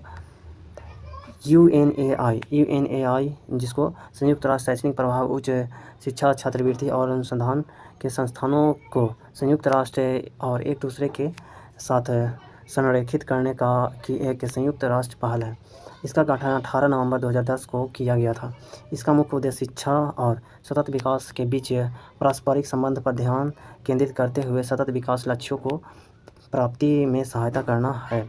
अगला क्वेश्चन, सूचना का अधिकार अधिनियम कब पारित हुआ? तो ये पारित हुआ 2005 में, ऑप्शन सी आंसर हो जाएगा। सूचना का अधिकार 2005 द्वारा केंद्रीय सूचना आयोग की स्थापना की गई। 12 अक्टूबर 2005 को सूचना का अधिकार अधिनियम कानूनी अधिकार के रूप में आया। यह आयोग एक मुख्य सूचना आयुक्त और 10 से अधिक सूचना आयुक्तों से मिलकर बना है। मुख्य सूचना आयुक्त एवं अन्य आयुक्तों की नियुक्ति राष्ट्रपति एक समिति जिसमें प्रधानमंत्री, लोकसभा विपक्ष का नेता और केंद्रीय मंत्रिमंडल का एक मंत्री की सिफारिश पर करता है। राष्ट्रपति मुख्य सूचना आयुक्त एवं अन्य आयुक्तों को उनके पद से पद मुक्त भी कर सकते हैं। भारत का पहला मुख्य सूचना आयुक्त वजाहत हिबुल्लाह थे। वर्तमान में भारत के मुख्य चुनाव आयुक्त हीरालाल सामरिया हैं। अगला क्वेश्चन देखते हैं, संयुक्त राष्ट्र द्वारा निम्न में से किस वर्ष में को अंतर्राष्ट्रीय मोटा अनाज वर्ष घोषित किया गया? तो 2023 को, ऑप्शन सी आंसर हो जाएगा। मोटे अनाज का वर्ष घोषित करने का प्रस्ताव भारत द्वारा लाया गया था। आगे देखते हैं, भारत द्वारा लाया संयुक्त राष्ट्र द्वारा घोषित वर्ष यहाँ पे देखते हैं 2019 देशी यह भाषाओं का अंतर्राष्ट्रीय वर्ष घोषित किया गया। 2024 को उष्ट गानों या इसको कैमेडियस का अंतर्राष्ट्रीय वर्ष घोषित किया गया। 2025 को क्वांटम विज्ञान और प्रौद्योगिकी का अंतर्राष्ट्रीय वर्ष घोषित किया गया है। यहाँ पे देखते हैं अंतर्राष्ट्रीय दशक, यहाँ पे 2022 से 2032 तक को स्वदेशी भाषाओं का अंतर्राष्ट्रीय दशक है और 2021 से 30 तक जो है वो संयुक्त राष्ट्र पारिस्थितिकी बाहरी दिवस है। और यहाँ पे 2019 से 28 नेल्सन मंडेला शांति दशक है। अगला क्वेश्चन 31 नंबर, लगभग सभी पादप कोशिकाओं में कौन सा अनुपस्थित होता है? तो इसमें से तरकाय, ऑप्शन बी हो जाएगा आंसर। तरकाय को सेंट्रोसोम बोलते हैं। यहाँ पे तरकाय सेंट्रोसोम लगभग सभी पादप कोशिकाओं में अनुपस्थित होता है। यह केवल जंतु कोशिकाओं में पाया जाता है। तरकाय के अंदर एक या दो कण जैसी रचना होती है जिसे सेंट्रियोल कहते हैं। समसूत्री विभाजन में यह ध्रुव का निर्माण करती है। तरकाय की खोज बोवेरी ने की थी। कोशिका भित्ति जिसको सेल वॉल कहते हैं सेलुलोज का बना होता है। वह कोशिका को निश्चित आकृति एवं आकार बनाए रखने में सहायता देता है। लवक जिसको प्लास्टिड कहते हैं के 3 प्रकार होते हैं, हरित लवक, वर्णी लवक और अवर्णी लवक। हरित लवक को पादप कोशिका का रसोई घर कहते हैं। इसमें राइबोसोम पाया जाता है। वर्णी लवक प्राय लाल, पीले, नारंगी रंग के होते हैं। ये पौधे के रंगीन भाग जैसे बीज, पुष्प, फल, भित्ति आदि में पाए जाते हैं। अवर्णी लवक रंगहीन लवक है। यह पौधे के उन भागों में पाया जाता है जो सूर्य के प्रकाश से वंचित रहता है, जैसे जड़ों में, भूमिगत तना आदि में। रसधानियाँ जिसको वेक्यूल्स भी कहते हैं इंग्लिश में, कोशिका की निर्जीव रचना है। यह एकल से आवृत होती है जिसे टोनोप्लास्ट कहते हैं। जंतु कोशिकाओं में यह अनेक एवं छोटी होती है, परंतु पादप कोशिकाओं में यह कोशिका का 90% स्थान घेरता है। 32 नंबर क्वेश्चन देखते हैं, प्लाज्मोडियम में किस प्रकार का जनन होता है? तो इसमें होता है बहुविभाजन जनन होता है। ऑप्शन बी हो जाएगा आंसर। बहुविभाजन द्वारा जनन एक प्रकार का अलैंगिक प्रजनन है जिसमें एक ही जनन कोशिका से कई संतति कोशिका उत्पन्न होते हैं। बहुविभाजन द्वारा जनन एस्चेरिचिया कोलाई हो जाएगा, क्लोस्ट्रिडियम हो जाएगा और आदि में देखा जाता है। आगे देखते हैं आगे क्या, अलैंगिक जनन के अन्य प्रकार देखते हैं यहाँ पे। मुकुलन जो है इस विधि में एक ही स्थान पर कोशिका का विभाजन के कारण एक कली या वही गमन से नया जीव बनता है। उदाहरण के लिए हो जाएगा खमीर, जेलीफिश हो जाएगा, हाइड्रा इत्यादि, ये मुकुलन में आता है। और हो जाएगा द्विविभाजन देखते हैं। इस विभाजन में जनन कोशिका 2 संतति कोशिकाओं में विभाजित हो जाता है। उदाहरण के लिए अमीबा हो जाएगा एवं पैरामीशियम इत्यादि। पुनर्जनन जो होता है इस प्रक्रिया में कुछ जीव खोए हुए एवं कटे हुए शरीर के अंगों को प्रतिस्थापित या पुनर्स्थापित करते हैं। उदाहरण के लिए छिपकली हो जाएगा तारा मछली इत्यादि। अगला क्वेश्चन 33 नंबर, हाइड्रा में मुकुलन की प्रक्रिया संतानों में आनुवंशिक की स्थिरता कैसे सुनिश्चित करती है? तो ये करती है, हाइड्रा में मुकुलन में पर्यावरणीय कारकों के कारण आनुवंशिक के उत्परिवर्तन हो जाता है। अलैंगिक जनन मुकुलन द्वारा होता है और लैंगिक जनन युग्मक मतलब कि जीमेट द्वारा होता है। अगला क्वेश्चन, कुछ सरीसृपों में लिंग निर्धारण पूर्ण रूप से पर्यावरण पर निर्भर करता है। यह देखा गया है कि इसमें लिंग निर्धारण आनुवंशिकी कारकों पर निर्भर करता है। ऑप्शन ए हो जाएगा आंसर। सरीसृप वर्ग के कुछ प्रमुख विशेषताएं, इनका शरीर शुष्क साल की युक्त त्वचा से ढका रहता है, त्वचा रूखी होती है तथा इसमें ग्रंथियां नहीं पाई जाती हैं। इसमें कीरेटिन द्वारा निर्मित बाह्य त्वचीय शल्क या प्रशल्क पाए जाते हैं। हृदय सामान्यतः 3 प्रकोष्ठों का बना होता है, लेकिन मगरमच्छ मतलब क्रोकोडाइल में 4 प्रकोष्ठ का बना होता है। लाल रुधिर कणिकाएं पाई जाती हैं। निषेचन आंतरिक होता है और ये अंडोत्सर्जन करते हैं।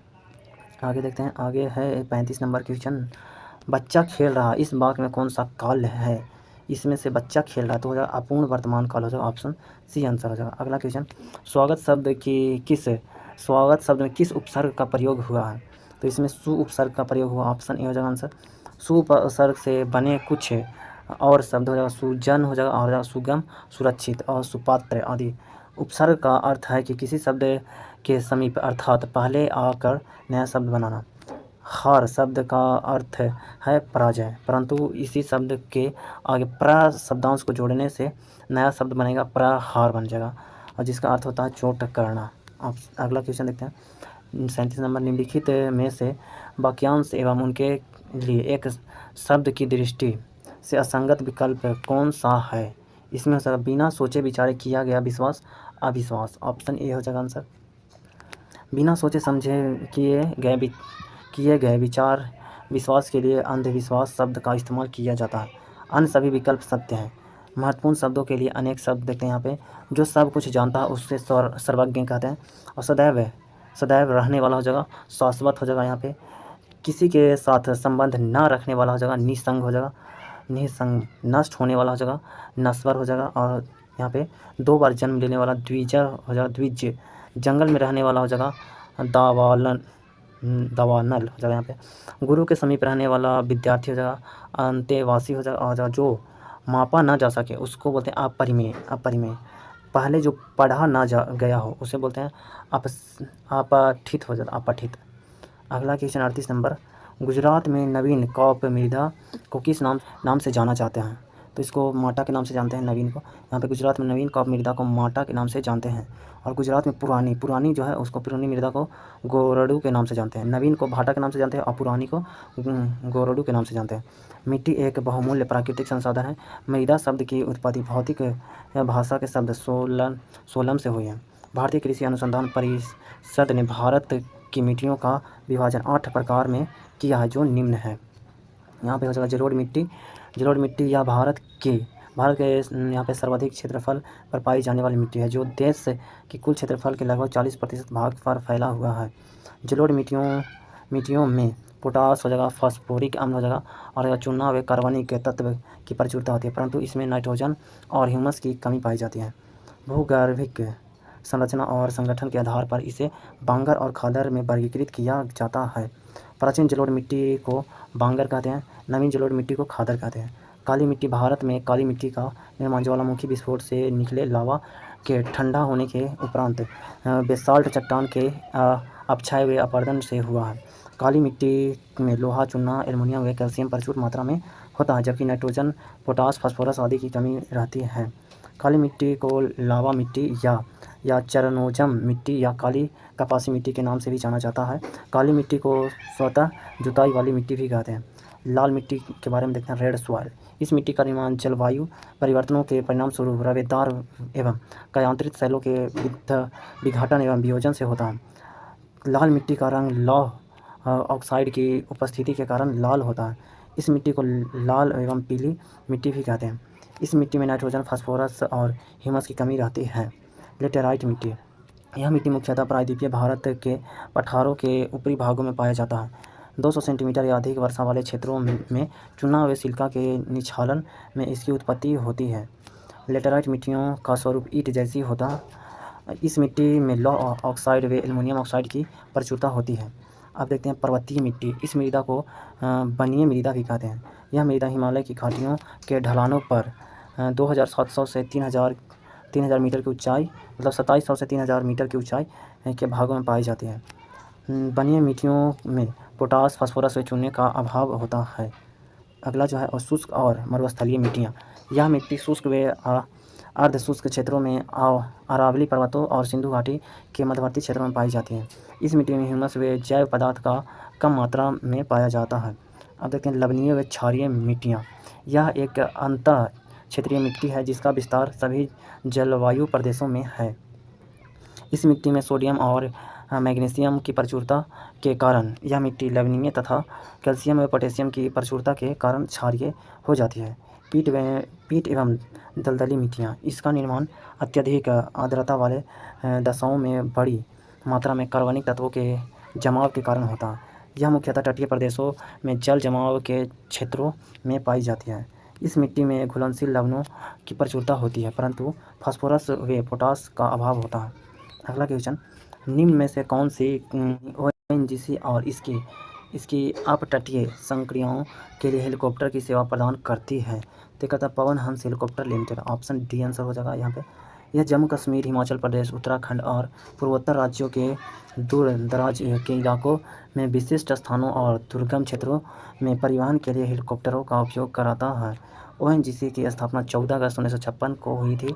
ओएनजीसी भारत की एक सार्वजनिक क्षेत्र की कंपनी है जिसका मुख्यालय देहरादून, उत्तराखंड में है। ओएनजीसी का पूरा नाम हो जाएगा oil and natural gas corporation. ONGC के वर्तमान अध्यक्ष अरुण कुमार सिंह हैं। ओएनजीसी एक महारत्न कंपनी है। पवन हंस की स्थापना 1985 में हुई थी और यह भारत की सबसे बड़ी हेलीकॉप्टर सेवा कंपनी है। अगला क्वेश्चन 40 नंबर, 2011 के जनगणना के अनुसार भारत के किस राज्य में जनसंख्या घनत्व सबसे अधिक है? जनसंख्या घनत्व सबसे ज़्यादा अपना बिहार में है। ऑप्शन सी आंसर हो जाएगा। भारत में प्रथम जनगणना 1872 ईस्वी में लॉर्ड मेयो के कार्यकाल में हुई थी, परंतु 1881 में अर्थात लॉर्ड रिपन के समय में प्रत्येक 10 वर्ष में नियमित जनगणना प्रारंभ हो गई। 2011 की जनगणना के अनुसार न्यूनतम जनसंख्या घनत्व अरुणाचल प्रदेश की है, जहां 17 व्यक्ति पर किलोमीटर है। 2011 की जनगणना के अनुसार सर्वाधिक जनसंख्या घनत्व वाला केंद्र शासित प्रदेश दिल्ली है। डब्ल्यू प्लॉडेन भारत के प्रथम जनगणना आयुक्त थे। भारत में विश्व की 17.7% जनसंख्या निवास करती है। नागालैंड देश का एकमात्र राज्य है जहां जनसंख्या वृद्धि दर नकारात्मक रही है। 1921 ईस्वी को भारत की जनसंख्या का बृहद विभाजन वर्ष कहते हैं। वही 1951 ईस्वी को जनसंख्या में भारी वृद्धि के प्रारंभिक वर्ष की संज्ञा दी जाती है। सर्वाधिक दशकीय वृद्धि दर वाले 3 राज्य हैं। मेघालय हो जाएगा जो 27.9% और अरुणाचल प्रदेश 26%, बिहार जो है 25.4% और न्यूनतम दशकीय वृद्धि वाले 3 राज्य हैं नागालैंड और केरल और गोवा। आगे देखते हैं यहाँ पे दिया हुआ वर्ष 2024 के प्रमुख सैन्य अभ्यास। नहीं यहाँ पे जो है ये 40 के बाद 41 नंबर क्वेश्चन है, उसके बाद इसका डिस्कशन इतना बड़ा हुआ। देश में अब तक पूर्ण साक्षर घोषित किए गए एकमात्र राज्य हो जाएगा यहाँ पे केरल है। 41 नंबर क्वेश्चन देखते हैं यहाँ पे। भारतीय वायुसेना के अभ्यास से गगन शक्ति 2024 का आयोजन कहाँ किया गया था? तो किया गया था राजस्थान में। ऑप्शन ए आंसर हो जाएगा। यहाँ पे बहुत बड़ा दिया हुआ वर्ष 2024 में प्रमुख सैन्य अभ्यास जो दिया हुआ वो पूरा है यहाँ पे, उसको देख लेते हैं क्योंकि बहुत इंपॉर्टेंट है। बड़ा है लेकिन इंपॉर्टेंट है तो देखना जरूरी है। गरुड़ जो शक्ति अभ्यास जो है 2024 में हुआ था, 9वां संस्करण था। ये नवंबर माह में हुआ था। यहाँ पे इसको महीना को याद करना होता है, इंपॉर्टेंट है। कौन सा देश के बीच हुआ था इसको याद करेंगे और यहाँ पे आयोजन स्थल याद करेंगे, ज़्यादा इंपॉर्टेंट है।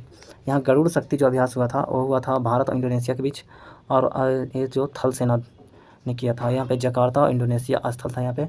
और जगह बीन बैक्स जो था वो हुआ था भारत और वियतनाम के बीच हुआ था। और जगह सूर्य किरण युद्धाभ्यास हुआ था भारत और नेपाल के बीच। और हुआ था ऑस्ट्रिया हिंद जो हुआ था वो भारत और ऑस्ट्रिया के बीच। और ब्रज प्रहार युद्धाभ्यास भारत और अमेरिका के बीच हो जाएगा। नसीम अल वहर जो है भारत और ओमान के बीच। और जगह सेम्बेकस जो है भारत और सिंगापुर के बीच युद्धाभ्यास हुआ। मालाबार भारत, जापान, अमेरिका और ऑस्ट्रेलिया के बीच हुआ था और ये आयोजन स्थल विशाखापट्टनम था। यहाँ पर जगह काजिन जो है भारत और कजाकिस्तान के बीच। और बरून जो है वो भारत और फ्रांस के बीच हुआ। युद्धाभास जो हुआ भारत और अमेरिका के बीच, और अल नजाह जो हुआ भारत और ओमान के बीच, उदार शक्ति हुआ भारत और मलेशिया के बीच हुआ। अब देखते हैं यहाँ पे है मित्र शक्ति, भारत और श्रीलंका के बीच युद्ध अभ्यास हुआ। और यहाँ पे एक्स खान कवेस जो है वो बहुराष्ट्रीय सैन्य अभ्यास था। और जगह नोमैडिक एलिफेंट जो है भारत और मलेशिया के बीच हुआ। मैत्री जो 13वां संस्करण था ये हुआ था भारत और थाईलैंड के बीच। जिमिक्स हुआ है भारत और जापान के बीच। और होपेक्स जो है भारत और मिस्र के बीच। रेड फ्लैग अभ्यास जो है वो बहुराष्ट्रीय अभ्यास था। यहाँ पे ज़्यादा जो पूछता है यही पूछता है कौन कौन सा देश के बीच हुआ था, तो यही इंपॉर्टेंट है। बाकी बहुत बड़ा डाटा है, पूरा करते चलेंगे तो बहुत टाइम लग जाएगा। उसको स्क्रीनशॉट लेके आप देख सकते हैं खुद से भी। तो आइए देखते हैं 42 number question. Bihar state power transmission company limited ने तीसरे एलसीडी उत्कृष्टता पुरस्कार 2023 में किस श्रेणी में जीत हासिल की? तो यह हासिल किया था मीडिया लोड डिस्पैच सेंटर में। ऑप्शन बी हो जाएगा आंसर।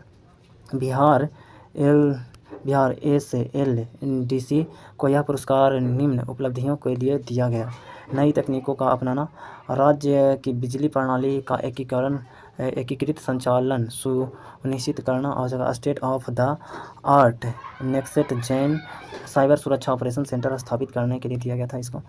और देखते हैं यहाँ पे अगला क्वेश्चन देखते हैं। 43 नंबर को खत्म हो गया। लीची पर राष्ट्रीय अनुसंधान केंद्र बिहार के जिले में स्थित है, तो ये मुजफ्फरपुर में। ऑप्शन डी हो जाएगा आंसर। मुजफ्फरपुर में सबसे ज़्यादा लीची होता है। तो यहाँ पे देखते हैं शोध एवं अनुसंधान संस्था और जिला देखते हैं। यहाँ पे केला अनुसंधान जो हुआ था वो था गौरैल जो वैशाली में है। और जो आलू विकास एवं शोध संस्थान बिहार शरीफ में हो जाएगा। मक्का विकास एवं शोध संस्थान जो है वो बेगूसराय में है। चावल विकास एवं शोध संस्थान जो है आरा में है। राष्ट्रीय लीची विकास एवं शोध संस्थान जो है मुजफ्फरपुर में है। नेशनल रिसर्च सेंटर फॉर मखाना दरभंगा में। मखाना बोर्ड जल्दी गठित हुआ तो ये इम्पोर्टेंट रहेगा। टसर सिल्क विकास केंद्र जो है भागलपुर में है। फल विकास एवं शोध संस्थान जो है वो हो जाएगा और सबौर जो भागलपुर में है। डॉल्फिन रिसर्च सेंटर पटना में है। राजेंद्र कृषि विश्वविद्यालय पूसा जो है समस्तीपुर में है। और जगह अरेबिक और फारसी अनुसंधान संस्थान जो है वो पटना में है। और प्राकृतिक जैन शास्त्र और अहिंसा शोध संस्थान है वैशाली में। SN सिन्हा शोध संस्थान है पटना में। अगला क्वेश्चन है 44 नंबर। निम्नलिखित में से कौन सा कारक जनसंख्या की गुणवत्ता निर्धारित नहीं करता है? तो यहाँ पे मुद्रास्फीति नहीं करता। ऑप्शन सी आंसर हो जाएगा। जनसंख्या की गुणवत्ता को निर्धारित करने वाले कारक हैं साक्षरता दर, जीवन प्रत्याशा दर दर्शाए एवं व्यक्ति की स्वास्थ्य और देश के लोगों द्वारा अर्जित कौशल निर्माण। गुणवत्तापूर्ण जनसंख्या से ही बेहतर मानव संसाधन का निर्माण होता है, जो किसी देश के प्रगति एवं विकास में महत्वपूर्ण योगदान देता है। मानव संसाधन किसी देश के संदर्भ में मानव संसाधन उसकी जनसंख्या में पाई जाने वाली योग्यता, क्षमता, कौशल एवं ज्ञान है जो उस देश के लिए मानव पूंजी का निर्माण करता है। भारत का साक्षरता दर 2011 में 74.04% है। बिहार का साक्षरता दर जो है वो 61.82% है। जीवन प्रत्याशा किसी व्यक्ति या समूह के लोगों द्वारा समान परिस्थितियों में जिनकी अपेक्षित औसत वर्षा की संख्या। जीवन प्रत्याशा की प्रभावित करने वाले कारक हैं आर्थिक स्थिति, शिक्षा, रोजगार और जगह आवास, स्वास्थ्य सेवा और खाद्य सुरक्षा जैसी चीज़ें शामिल हैं।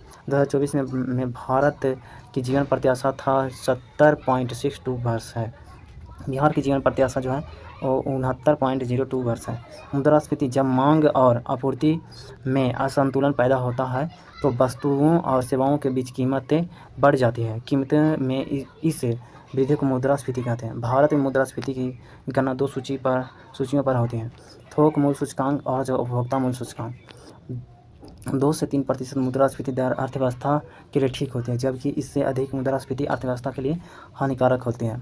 कौशल निर्माण का अर्थ उन कौशलों का विकास करना जिनकी कंपनी को अल्पकालिक और दीर्घकालिक रूप से आवश्यकता होती है तथा जो संगठन को कि यहाँ पे भविष्य के योजना के अनुरूप होते हैं। कौशल विकास हेतु भारत सरकार ने प्रधानमंत्री कौशल विकास योजना 2015 चला रही है। आगे देखते हैं आगे क्या है। 45 नंबर क्वेश्चन। निम्न में से कौन सा गैर बाजार क्रियाओं का उदाहरण है? इसमें से राम के पास एक गाय है और उसका दूध वह स्वयं उपभोग करता है। यह गैर बाजार की क्रिया का उदाहरण। ऑप्शन ए हो जाएगा आंसर। बाजार क्रिया है जब कोई व्यक्ति या किसान मंडी में बेचने के उद्देश्य से वस्तुओं या खदानों का उत्पादन करता है तो उसे बाजार क्रिया कहते हैं। गैर बाजार क्रिया, जब कोई व्यक्ति या किसान अपने परिवार के उपयोग हेतु वस्तुओं या खदान का उत्पादन करता है तो उसे गैर बाजार क्रिया कहते हैं। 46 नंबर क्वेश्चन देखते हैं। बहुराष्ट्रीय निगमों की स्थिति में कौन सही नहीं है? इसमें जो वस्तुओं या सेवाओं का विश्व स्तर उत्पादन नहीं किया जाता, यही सही नहीं। ऑप्शन बी है आंसर। बहुराष्ट्रीय निगम मतलब कि MNC, मल्टी नेशनल कंपनी, एक ऐसी कंपनी है जो अपने देश के साथ साथ दुनिया भर के अन्य देशों में भी काम करती है। यह एक देश में स्थित एक केंद्रीय कार्यालय रखता है जो इसके सभी अन्य कार्यालयों जैसे प्रशासनिक शाखाओं या कारखानों के प्रबंधन का समन्वय करता है। बहुराष्ट्रीय निगम के मुख्य कार्य देखते हैं यहाँ पे। अंतर्राष्ट्रीय स्तर पर माल के उत्पादन को नियंत्रित करना हो जाएगा।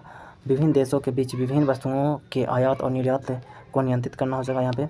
वैश्वीकरण, विश्व के सभी देशों की अर्थव्यवस्था को एक दूसरे के साथ जोड़ने की प्रक्रिया को वैश्वीकरण कहते हैं। बहुराष्ट्रीय कंपनियों वैश्वीकरण में मुख्य भूमिका निभा रही है।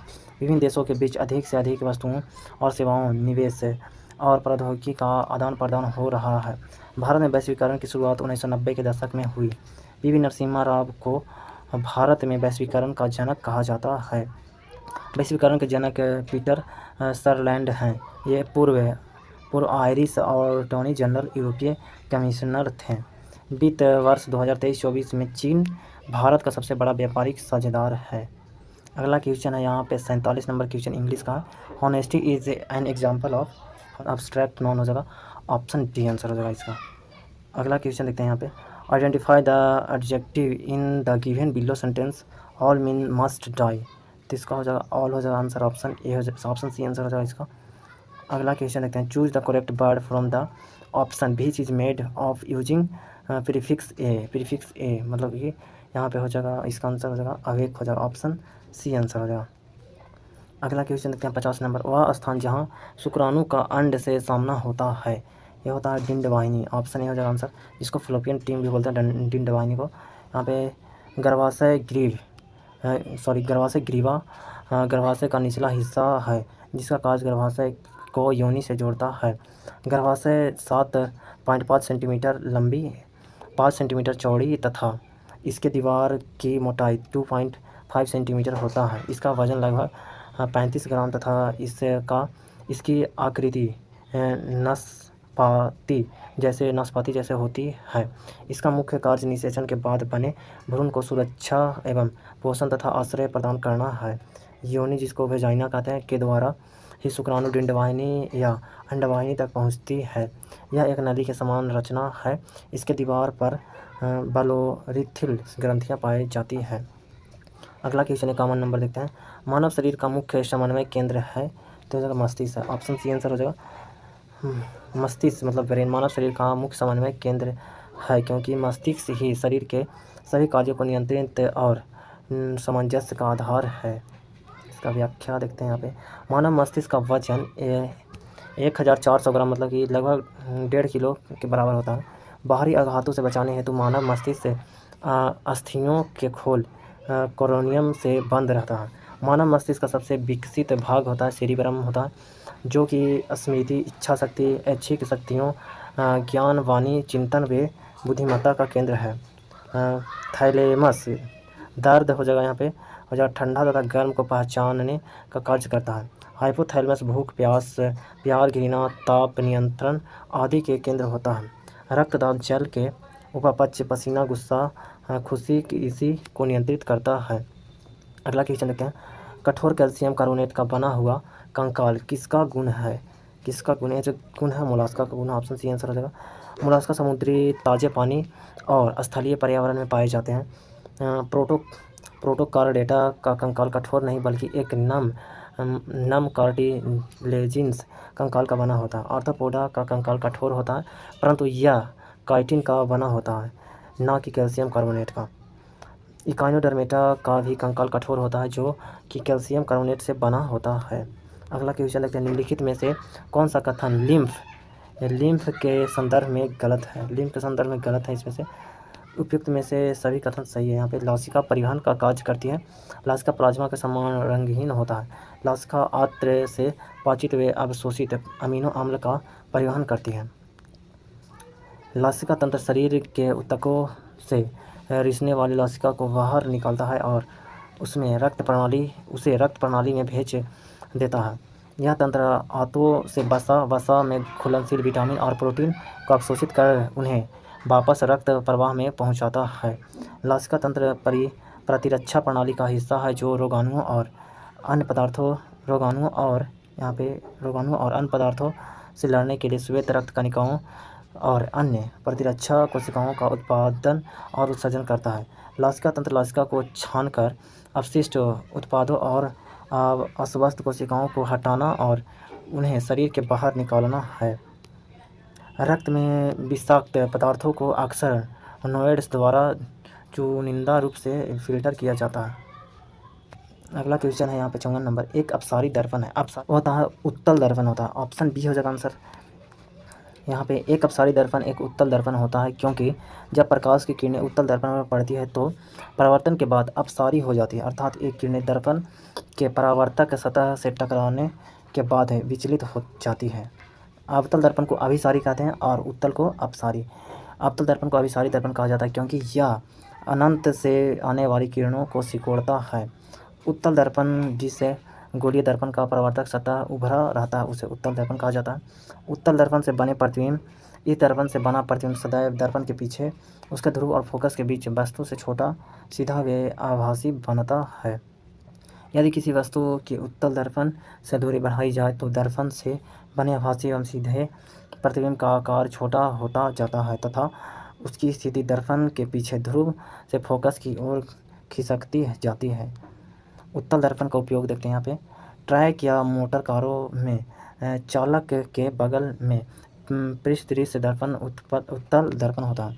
सड़क में लगे परावर्तक लैंपों में उत्तल दर्पण का प्रयोग किया जाता है। अवतल दर्पण जिसे गोलीय दर्पण का परावर्तक तल धंसा रहता है उसे अवतल दर्पण कहते हैं। अवतल दर्पण के उपयोग यहाँ पे देखते हैं।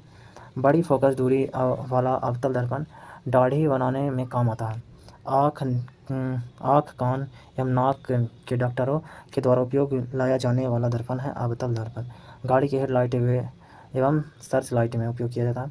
सौर भट्ठी में सूर्य के प्रकाश को केंद्रित करने के लिए किया जाता है समतल दर्पण। समतल दर्पण से प्राप्त प्रतिबिंब सदैव आभासी, सीधा तथा वस्तु के आकार के बराबर होता है। प्रतिबिंब यहाँ पे दर्पण के पीछे उतनी ही दूरी पर बनता है जितनी दूरी पर दर्पण के सामने रखा हो।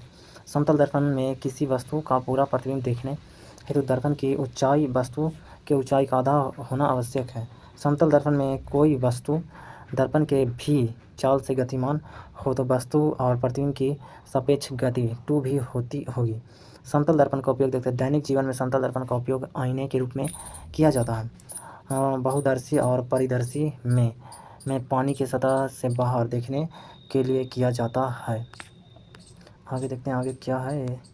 आगे यहाँ पे 55 नंबर क्वेश्चन। चित्र में एक ओम के नियम का साधारण परिपथ दर्शाया गया है। ये बहुत डिफिकल्ट लग रहा है मेरे को, इसको छोड़ देते हैं, बहुत पेचीदा है। इसका व्याख्या देख लेते हैं, व्याख्या से क्वेश्चन आ जाए।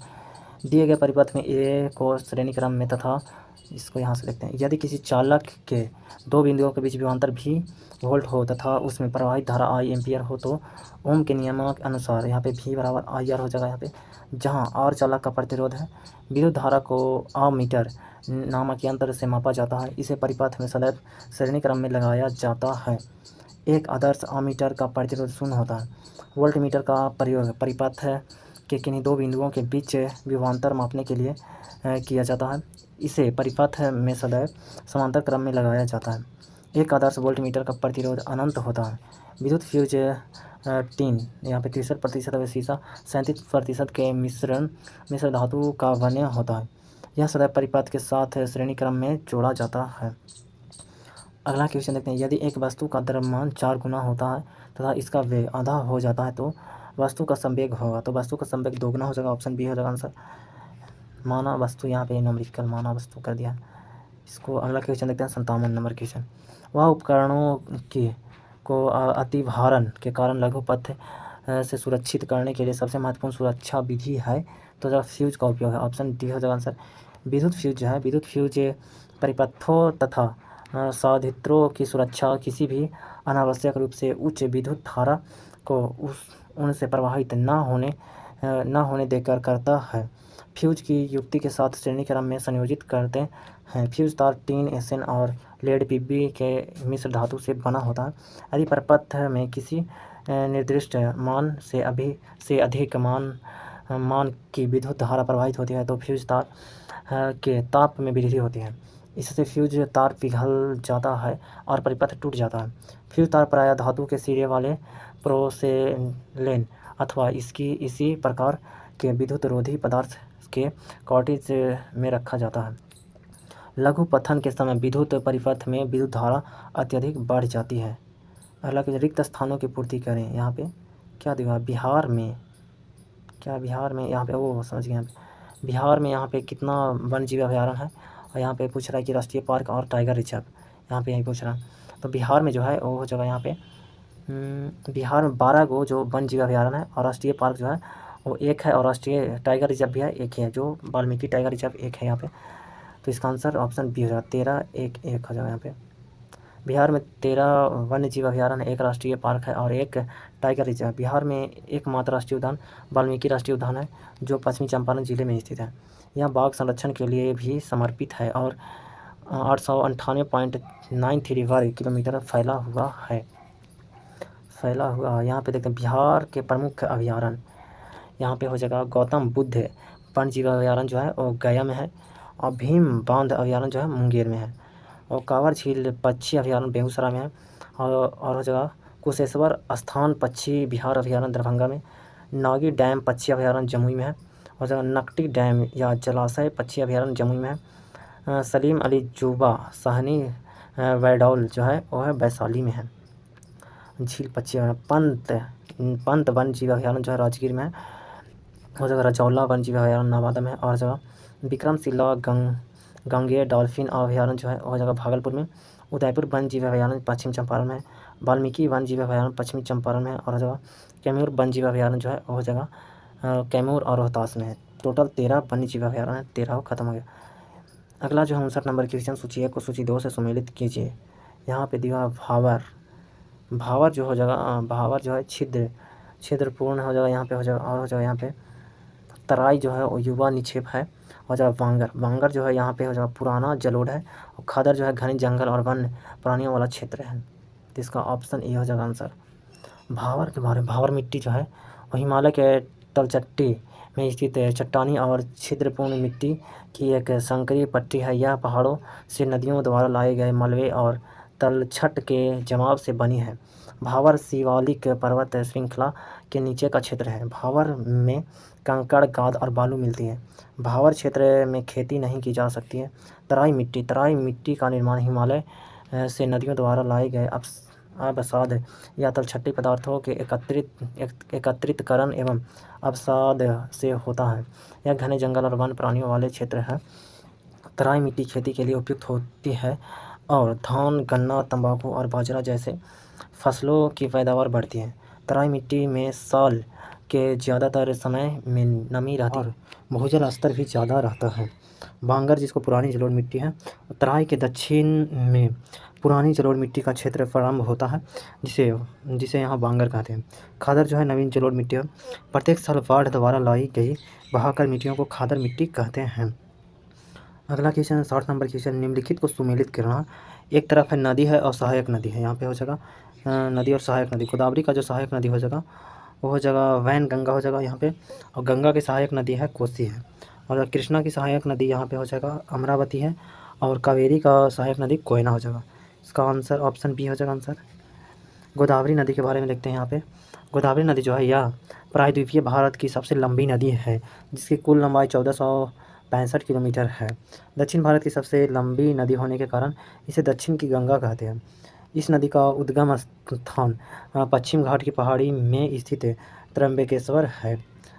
गोदावरी की कुछ सहायक नदियाँ हो जाएगा प्राणहिता हो जाएगा, पूर्णा हो जाएगा, पेनगंगा हो जाएगा, वैनगंगा, इंद्रावती हो जाएगा, मंजीरा आदि। गंगा नदी भागीरथी और अलकनंदा नदियों का सम्मिलित रूप है जो देवप्रयाग के निकट मिलकर गंगा कहलाती है। गंगा नदी का मुख्य स्रोत उत्तराखंड में स्थित है। गंगोत्री हिमनद है। गंगा नदी की प्रमुख सहायक नदियाँ हैं रामगंगा हो जाएगा, गोमती हो जाएगा, घाघरा, गंडक, कोसी, सोन, यमुना और हो जाएगा महानंदा आदि नदी हैं। गंगा नदी की सर्वाधिक लंबाई उत्तर प्रदेश में है। फरक्का के बाद गंगा नदी दक्षिण पूर्व की ओर बहते हुए बांग्लादेश में प्रवेश करती है और पद्मा कहलाती है। गंगा नदी को पद्मा कहते हैं बांग्लादेश में। गंगा और ब्रह्मपुत्र की संयुक्त धारा मेघना के नाम से जानी जाती है। गंगा ब्रह्मपुत्र का डेल्टा विश्व का सबसे बड़ा डेल्टा माना जाता है। कृष्णा जो है यह प्रायद्वीपीय भारत की दूसरी सबसे लंबी नदी है। यह पश्चिमी घाट महाराष्ट्र में स्थित महामंगलेश्वर से निकलकर दक्षिण पूर्व दिशा में 1400 किलोमीटर लंबाई की प्रवाहित होती हुई बंगाल की खाड़ी में गिरती है। कृष्णा नदी की प्रमुख सहायक नदियाँ है कोयना हो जाएगा, यरला हो जाएगा, वारणा हो जाएगा, पंचगंगा, दूधगंगा हो जाएगा, घाट प्रभा, माल प्रभा आदि। कावेरी नदी यह कर्नाटक के कोडागू जिले में मैसूर पठार के दक्षिण भाग में ब्रह्मगिरी पहाड़ी से निकलती है। कावेरी नदी को दक्षिण भारत की गंगा की उपमा प्रदान की गई है।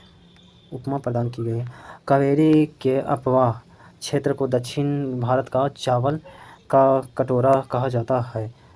कावेरी नदी की प्रमुख सहायक नदियाँ हैं हेमावती हो जाएगा, लोकावानी हो जाएगा, अर्कावती हो जाएगा, भावानी और हो जाएगा अमरावती आदि है। कावेरी नदी पर ही हेगनवाकाल जलप्रपात स्थित है। आगे देखते हैं अगला क्वेश्चन 61 नंबर। निम्नलिखित में से कौन सा खनिज मोनाजाइट रेत से मिलता है? मोनाजाइट रेत से मिलता है यहाँ पे थोरियम। ऑप्शन बी हो जाएगा आंसर।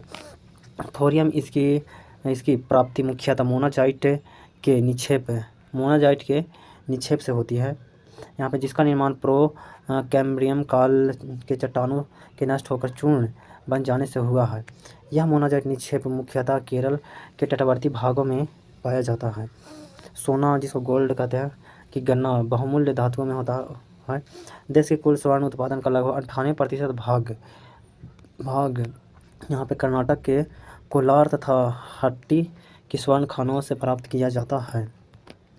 कुछ प्रमुख सोने की खान एवं संबंधित राज्य। सोने का खान यहाँ पे है रामगिरी की खान जो है आंध्र प्रदेश में है और कोलार तथा हट्टी खान जो है कर्नाटक में है। कोयला यह प्रमुख हाइड्रोकार्बन से निर्मित एक ठोस संतरित शिला है जिसे ऊष्मा व प्रकाश या दोनों का आपूर्ति होते हेतु ईंधन के रूप में प्रयोग किया जाता है। कार्बन की घटती गुणवत्ता के अनुसार कोयले के प्रमुख प्रकार यहाँ पे एंथ्रासाइट जो है एंथ्रासाइट, बिटुमिनस पीट, यहाँ पे लिग्नाइट पीट हो जाएगा। यहाँ पे एंथ्रासाइट में 80 से 95% कोयला मिलेगा, बिटुमिनस में 55 से 65%, लिग्नाइट में हो जाएगा 45 से 55% और पीट में 35 से 45% है। सर्वाधिक उच्च गुणवत्ता की कोयला एंथ्रासाइट है क्योंकि इसमें कार्बन का प्रतिशत 80 से 95% है। सर्वाधिक निम्न गुणवत्ता की कोयला पीट है क्योंकि इसमें कार्बन का प्रतिशत 35 से 45% ही होता है। भारत में आधुनिक विधि से कोयला निकालने का प्रथम प्रयास पश्चिम बंगाल में रानीगंज कोयला क्षेत्र में किया गया था। प्रायद्वीपीय भारत की नदी घाटियाँ कोयले के प्रमुख प्राप्ति स्थल है। जैसे हो जाएगा दामोदर नदी घाटी, सोन महानदी, ब्राह्मणी नदी घाटी और वर्धा, गोदावरी, इंद्रावती नदी घाटी। पश्चिम बंगाल का रानीगंज कोयला क्षेत्र देश का सबसे महत्वपूर्ण और बड़ा कोयला क्षेत्र है। भारत में लिग्नाइट का सर्वाधिक भंडार तमिलनाडु के मन्नानपुर में होने वाला अनुमान लगाया गया है। 2024 के अनुसार कोयला उत्पादन राज्य घटते क्रम में है। यहाँ पे झारखंड है, उसके बाद उड़ीसा है, उसके बाद छत्तीसगढ़, उसके बाद पश्चिम बंगाल सबसे ज़्यादा है। पेट्रोल यहाँ पे तेल एक प्राकृतिक गैस निगम द्वारा 26 स्थलीय व सागरीय तेल संभावी बेसिनों का पता लगाया गया है। इसके 2019 के आंकड़ों के अनुसार देश के कुल खनिज तेल भंडार 619 मिलियन टन है। देश का सबसे महत्वपूर्ण एवं प्राचीन तेल क्षेत्र असम में है। यहाँ पे हो जगह का तेल क्षेत्रों में यहाँ पे देश के तेल क्षेत्रों में डिगबोई, नरकटिया हो जाएगा, हजारी जान हो जाएगा और हो जाएगा मोरान वे, यहाँ पे पता नहीं क्या सूरत है क्या नदी घाटी प्रमुख है। गुजरात तेल क्षेत्र के अंतर्गत खंबात, अंकलेश्वर हो जाएगा, नवगांव हो जाएगा, कोसंबा हो जाएगा, ओलपाड़ हो जाएगा, ढोलका हो जाएगा, मेहसाना कलोल तेल क्षेत्र आता है। मंगला तेल क्षेत्र राजस्थान में स्थित है। यहाँ पे इंग्लिश का क्वेश्चन है, choose the correct passive voice of the given sentence, the teacher teach the sentence. तो इसका आंसर हो जाएगा the teacher are taught by the teachers, option ही हो जाएगा आंसर यहाँ पे। अगला question, choose the correct word which is opposite meaning of the underline word. यहाँ पे अंडरलाइन अर्बन, अर्बन का जो होता है वो हो जाएगा यहाँ पे रूड हो जाएगा, ऑप्शन डी हो जाएगा आंसर।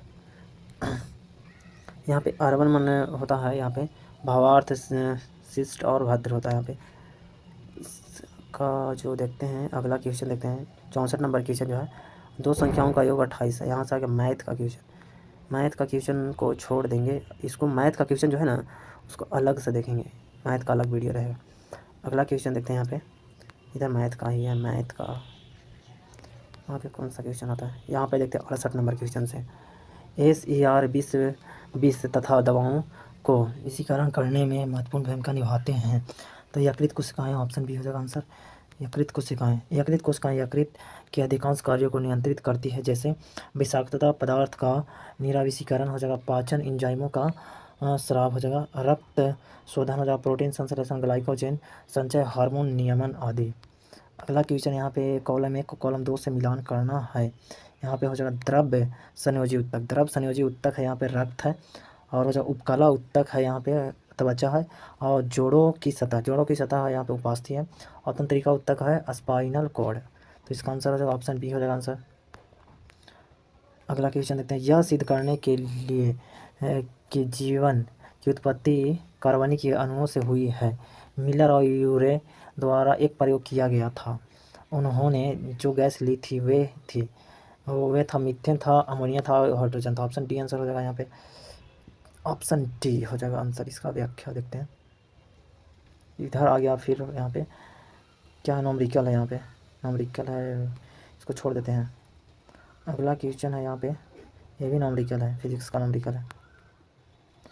73 नंबर क्वेश्चन देखते हैं यहाँ पे, निम्नलिखित में से किस माध्यम में ध्वनि सबसे तेज गति चलती है, तेज गति से चलती है स्टील में। ऑप्शन डी हो जाएगा आंसर। यहाँ पे ठोस रहता तो ठोस ऑप्शन सही होता, ठोस, लेकिन ठोस के रूप में स्टील है तो स्टील ऑप्शन सही होगा। ध्वनि ऊर्जा का एक रूप है जो तरंग के रूप में संचालित होती है। यह ऊर्जा हमारे कानों में श्रवण का संवेदन उत्पन्न करती है। ध्वनि तरंगे यांत्रिक अंतः तरंगे होती है। इसके संचारण के लिए माध्यम की आवश्यकता होती है। ये सभी माध्यमों में संचारण कर सकती है, लेकिन निर्वात में संचारण नहीं कर पाती क्योंकि माध्यम अनुपस्थित होता है। ध्वनि तरंगों का आवृत्ति परिसर, यहाँ पे अपसरब तरंग हो जाए 20 हर्ट्ज से नीचे की आवृत्ति वाले तरंग अपसरब तरंग होते हैं। इन्हें मनुष्य नहीं सुन सकते हैं। राइनोसिस गैंड यहाँ पे 5 हर्ट्ज तक की आवृत्ति की अपसरब ध्वनि का उपयोग संपर्क स्थापित करता है। हेवेल तथा हाथी अपसरब ध्वनि परिसर की ध्वनियाँ उत्पन्न करते हैं। भूकंप मुख्य प्रघाती तरंगों से पहले निम्न आवृत्ति की अपसरब ध्वनि उत्पन्न करते हैं। यहाँ पे श्रव्य तरंग जो है 20 हर्ट्ज से 20,000 हर्ट्ज के बीच की आवृत्ति वाले तरंगों को श्रव्य तरंग कहते हैं। इन तरंगों को मनुष्य सुन सकता है। प्राश्रव्य तरंग जो है 20,000 हर्ट्ज से अधिक आवृत्ति वाली तरंगों को प्राश्रव्य तरंगे कहते हैं। इसे मनुष्य के कानों द्वारा नहीं सुना जा सकता, परंतु कुछ जानवर जैसे कुत्ता, बिल्ली, चमगादड़ इत्यादि इन्हें सुन सकते हैं। आगे देखते हैं अगला, यहाँ पे प्राश्रव्य तरंग का अनुप्रयोग यहाँ पे हो जाएगा संकेत भेजने में, समुद्र की गहराई का पता लगाने में प्राश्रव्य तरंग का उपयोग किया जाता है। और हो जाएगा कीमती कपड़ों, बयानों तथा घड़ियों के पुर्जों को साफ करने में, कल कारखानों की चिमनियों से काली हटाने में, और जगह दूध के अंदर के हानिकारक जीवाणुओं को नष्ट करने में, गठिया रोग के उपचार एवं मस्तिष्क के ट्यूमर का पता लगाने में किया जाता है। और ध्वनि की चाल विभिन्न माध्यमों में भिन्न होती है। 0 डिग्री सेल्सियस पर ध्वनि की चाल हो जाएगा यहाँ पे देखते हैं, कार्बन डाइऑक्साइड का हो जाएगा 0 डिग्री सेल्सियस पे हो जाएगा 260 मीटर पर सेकंड, वायु का हो जाएगा 332 मीटर पर सेकंड, भूकंप 100 डिग्री सेल्सियस पर 405 मीटर पर सेकंड, अल्कोहल होता है 1213 मीटर पर सेकंड, और हो जाएगा हाइड्रोजन होता है 1269 मीटर पर सेकंड, पारा हो जाएगा 1450, और जल हो जाएगा 1483 मीटर पर सेकंड, समुद्री जल हो जाएगा 1533 मीटर पर सेकंड, लोहा हो जाएगा 5130 मीटर पर सेकंड, कांच हो जाएगा 5640 हो जाएगा, एल्युमिनियम हो जाएगा 6420 मीटर पर सेकंड। ध्वनि की चाल पर विभिन्न भौतिक राशियों का प्रभाव। यहाँ पे ताप का प्रभाव, किसी माध्यम का ताप बढ़ने पर उसमें ध्वनि की चाल बढ़ जाती है। दाब का प्रभाव देखते हैं, ध्वनि की चाल पर दाब का कोई प्रभाव नहीं पड़ता है। घनत्व का प्रभाव, घनत्व अधिक होने पर ध्वनि का वेग अधिक होता है। आर्द्रता का प्रभाव, आर्द्रता बढ़ने पर ध्वनि की चाल बढ़ जाती है। अगला क्वेश्चन 74 नंबर, कौन सी नदी दक्षिणी गंगा के नाम से भी जानी जाती है? यहाँ पे गोदावरी नदी, ऑप्शन बी हो जाएगा आंसर। यह नदी महाराष्ट्र के त्रावणकेश्वर की पहाड़ी से निकलती है। यह नदी भारत की दूसरी एवं प्रायद्वीपीय भारत की सबसे लंबी नदी है। यह नदी की लंबाई 1465 किलोमीटर है। गोदावरी नदी के डेल्टा में कोरिंगा मैंग्रोव वन है, जो देश का तीसरा सबसे बड़ा मैंग्रोव वन है। गोदावरी नदी के डेल्टा में कई तरह की मछलियाँ और क्रस्टेशियंस पाए जाते हैं। तुंगभद्रा नदी जो है, यह नदी दक्षिण भारत में बहने वाली एक पवित्र नदी है। यह कर्नाटक एवं आंध्र प्रदेश में बहती हुई आंध्र प्रदेश में कृष्णा नदी में मिल जाती है। रामायण में तुंगभद्रा नदी को पंपा के नाम से जाना जाता है। तुंगभद्रा नदी का जन्म तुंगा एवं भद्रा नदी से मिलन से हुआ है। अगला क्वेश्चन, निम्नलिखित को सुमेलित करना है। कोयना, यहाँ पे दिया वन जीव अभयारण्य दिया हुआ है और राज्य दिया हुआ है। कोयना जो है, कोयना वन जीव अभयारण्य जो है वो महाराष्ट्र में है, और हो जाएगा यहाँ पे ईतुरगरम जो है वो हो जाएगा यहाँ पे तेलंगाना में है, और हो जाएगा सिरिस्का जो है, सिरिस्का राजस्थान में है, और चंद्रप्रभा राष्ट्रीय वन जीव अभयारण्य जो है वो उत्तर प्रदेश में है। इसका आंसर हो जाएगा CDAB, ऑप्शन ए हो जाएगा आंसर इसका। राष्ट्रीय उद्यान एवं अभयारण्य देखते हैं, और राज्य कौन सा राज्य में है? केवल लमजाओ राष्ट्रीय उद्यान जो है मणिपुर में है। हो जाएगा लाओ खोवा वन जीव अभयारण्य असम में है। ग्रेट इंडियन बस्टर्ड अभयारण्य है महाराष्ट्र में। सबरीमाला नेशनल पार्क है केरल में। हो जाएगा जलदापाड़ा अभयारण्य पश्चिम बंगाल में। वन विहार नेशनल पार्क मध्य प्रदेश में। रेगिस्तान राष्ट्रीय पार्क है राजस्थान में। हो जाएगा यहाँ पे हो जाएगा गोगाविल राष्ट्रीय बिहार जो है बिहार में है। इधर दिया हुआ भारत में वर्ष 1972 में वन्य जीव संरक्षण अधिनियम पारित किया गया। इसके अंतर्गत राष्ट्रीय उद्यान मतलब नेशनल पार्क तथा वन्य जीव अभयारण्यों की स्थापना हुई। वन्य जीव अभयारण्य का गठन किसी प्रजाति अथवा कुछ विशिष्ट प्रजातियों के संरक्षण के लिए किया जाता है। राष्ट्रीय उद्यानों का गठन विशेष प्रकार के शरण स्थली के रूप में किया जाता है, अर्थात ये हैबिटेट ओरिएंटेड होते हैं। भारत का सबसे बड़ा राष्ट्रीय उद्यान लद्दाख के लेह जनपद में स्थित है, जिसका नाम हेमिस हाई है। भारत का प्रथम राष्ट्रीय उद्यान हेली राष्ट्रीय उद्यान है, जिसे बाद में जिम कॉर्बेट कहा जाने लगा। वर्तमान में इसका नाम रामगंगा राष्ट्रीय उद्यान है। 76 नंबर क्वेश्चन जो है यहाँ पे, बिहार में जब पहली बार राष्ट्रपति शासन लगाया गया उस समय बिहार के राज्यपाल मतलब कौन थे, वही पूछा। उस समय राज्य के राज्यपाल थे नित्यानंद कानूनगो, ऑप्शन सी आंसर आ जाएगा। बिहार में जब पहली बार राष्ट्रपति शासन लगाया गया तब बिहार के राज्यपाल नित्यानंद कानूनगो एवं मुख्यमंत्री भोला पासवान शास्त्री थे। आगे देखते हैं यहाँ पे, बिहार में पहली बार राष्ट्रपति शासन 29 जून 1968 को लगाया गया था, जो 26 फरवरी 1969 तक जारी रहा। बिहार में प्रथम राष्ट्रपति शासन के दौरान बिहार के राज्यपाल नित्यानंद कानूनगो छठे में थे। जब बिहार में राष्ट्रपति शासन लागू हुआ तब भारत के राष्ट्रपति डॉक्टर जाकिर हुसैन एवं प्रधानमंत्री इंदिरा गांधी थी। यदि कोई राज्य सरकार जानबूझकर संविधान के निर्देशों का उल्लंघन करे अथवा राज्य में ऐसी स्थितियां खड़ी हो जाए जहां सरकार संविधान के अनुरूप शासन नहीं चला पाए तो उस राज्य में राष्ट्रपति शासन लगाया जा सकता है। बिहार में राष्ट्रपति शासन अभी तक कुल 8 बार लगाया गया है। अंतिम बार राष्ट्रपति शासन 2005 में लगाया गया था। इस समय राज्यपाल बूटा सिंह एवं मुख्यमंत्री राबड़ी देवी थी। बिहार की प्रथम महिला मुख्यमंत्री राबड़ी देवी थी। वर्तमान में 2025 में बिहार के राज्यपाल आरिफ मोहम्मद खान हैं। स्वतंत्रता प्राप्ति के बाद बिहार के राज्यपाल यहाँ पे जय रामदास दौलत राम जो थे वो पहले राज्यपाल थे बिहार के, जो 15 अगस्त 1947 से 11 जनवरी 1948 तक थे। माधव श्री हरि अन्य 12 जनवरी से हो जाएंगे 1948, 12 जनवरी 1948 से 14 जून 1952 तक। रामचंद्र दिवाकर तीसरा थे। डॉक्टर जाकिर हुसैन चौथा थे। आ जगह मधुभूषी अत्यासन अयंगर। आ जगह नित्यानंद कानूनगो जो छठवें थे।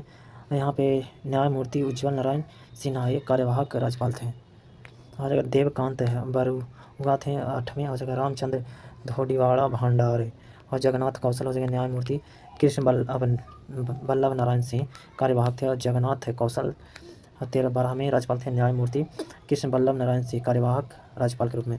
डॉक्टर खाक उर रहमान की दवाई हो जाएंगे यहाँ पे हो जाएगा पंडे कांति वेट सुवैया हो जाएंगे गोविंद नारायण सिंह, न्यायमूर्ति दीपक कुमार सेन हो जाएंगे, R B प्रधान 18 यहाँ पे, जगन्नाथ पहाड़िया, TB राजेश्वर हो जाएगा मोहम्मद यूनुस सलीम हो जाएगा, B सत्यानारायण रेड्डी, मोहम्मद शफी कुरैशी, डॉक्टर यहाँ पे डॉक्टर खलाल उर रहमान किदवाई हो जाएगा, सुंदर सिंह भंडारी, न्यायमूर्ति ब्रिज मोहन लाल कार्यवाहक राज्यपाल थे, सूरज भान यहाँ पे, विनोद चंद्र पांडे, M रामा जोयस हो जाएगा, भुट्टा सिंह हो जाएगा, गोपाल कृष्ण गांधी, रामकृष्ण सूर्यभान गवाई हो जाएगा, रघुनंदन लाल भटिया, देवानंद कुंवर हो जाएगा, डॉक्टर D.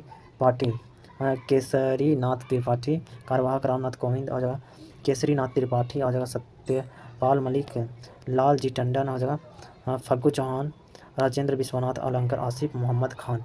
टोटल 43 गो यहाँ पे बन चुके हैं, 43 गो बन चुके हैं यहाँ पे राज्यपाल। यहाँ पे देखते हैं बिहार के मुख्यमंत्री, यहाँ डॉक्टर कृष्ण सिंह प्रथम थे, और दीपक नारायण सिंह, विनोदानंद झा, और कृष्ण बल्ली सहाय, जगह महामाया प्रसाद सिंह। यहाँ पे पहला ही याद करना ज़्यादा इंपॉर्टेंट है, दूसरा तीसरा तो बहुत कम चांस है पूछेगा, फिर भी देख लेते हैं। सतीश प्रसाद सिंह हो जाएगा, छठवें हो जाएंगे, विदेशयरी प्रसाद हो जाएंगे मंडल जो है 7वें, भोला पासवान शास्त्री हो जाएंगे यहाँ पे 8वें, जिनके यहाँ पे राष्ट्रपति शासन लगा था भोला पासवान शास्त्री के शासनकाल में पहले। सरदार हर सिंह यहाँ पे हो जाएंगे, फिर भोला पासवान शास्त्री 10वें राष्ट्रपति शासन।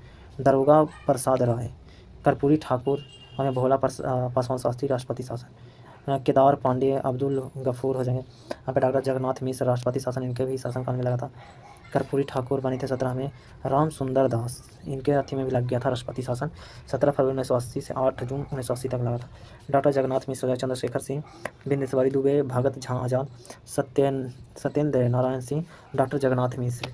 लालू प्रसाद यादव बने थे 10 मार्च 1990, 31 मार्च 1995 तक रहे थे, राष्ट्रपति शासन लगा था इनके भी समय में, 31 मार्च 1995 से 4 अप्रैल 1995 तक।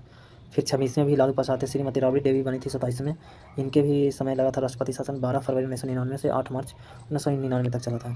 फिर 28 में राबड़ी देवी हो जाएंगे, और 29 में नीतीश कुमार। फिर यहाँ पे सबसे पहले यहाँ पे 3 मार्च 2000 को ही नीतीश कुमार मुख्यमंत्री बन गए थे, 10 मार्च 2000 तक रहे थे, बहुत कम दिन के लिए रहे थे। यहाँ पे श्रीमती राबड़ी देवी बनी थी, फिर उसके बाद 30वां हो जाएगा 11 मार्च 2000 से 6 मार्च 2005 तक, इनके भी शासनकाल में लग गया था राष्ट्रपति शासन 7 मार्च 2005 से 24 नवंबर 2005 तक। फिर नीतीश कुमार, फिर उसके बाद जीतन मांझी, नीतीश कुमार बने, अभी तक हैं। अगला क्वेश्चन है, बिहार विधानसभा में अनुसूचित जनजाति के लिए कितने सीटें आरक्षित हैं? तो 2 सीटें, ऑप्शन ए हो जाएगा आंसर, 2 सीटें आरक्षित हैं। यह 2 सीटें मनिहारी, कटिहार एवं कोटोरिया बांका है। उल्लेखनीय है कि अनुसूचित जाति के लिए बिहार विधानसभा में 38 सीटें आरक्षित हैं। अगला क्वेश्चन है, लॉर्ड से उसी प्रकार संबंध थे जिस प्रकार मध्यकालीन समय में लॉर्ड राजा से संबंध था। तो सामंत जो था, सामंत लॉर्ड से उसी प्रकार संबंध थे जिस प्रकार मध्यकालीन समय में लॉर्ड राजा से संबंध था। 9वीं सदी में यूरोप में स्थानीय युद्ध प्रायः होते रहते थे। शौकिया कृषक सैनिक पर्याप्त नहीं थे और कुशल अश्वसेना की आवश्यकता थी। इसने एक नए वर्ग को बढ़ावा दिया जो नाइट्स, मतलब नाइट्स कहलाते थे। वह लॉर्ड से उसी प्रकार संबंध थे जिस प्रकार लॉर्ड राजा से संबंध था। लॉर्ड ने नाइट को भूमि का एक भाग जिसे फिफ कहा गया दिया और उसकी रक्षा करने का वचन दिया। फिफ को उत्तराधिकार में पाया जा सकता था। यह 1000 से 2000 एकड़ या इससे अधिक में फैली हो सकती थी, जिसे नाइट और इसके परिवार के लिए एक पवन चक्की और मंदिरा संपीड़क के अतिरिक्त इसके परिवार के लिए घर, चर्च और उस पर निर्भर व्यक्तियों के रहने की व्यवस्था शामिल थी। समांती मैनर की तरह फिफ की भूमिका को कृषक जोतते थे। बदले में नाइट अपने लॉर्ड को एक निश्चित रकम देता था और युद्ध में इसकी तरफ से लड़ने का वचन देता था। अपनी सैन्य योग्यताओं को बनाए रखने के लिए नाइट प्रतिदिन अपना समय वार्ड बनाने, घेराबंदी करने और पुतलों से रण कौशल एवं अपने बचाव का अभ्यास करने में निकालते थे।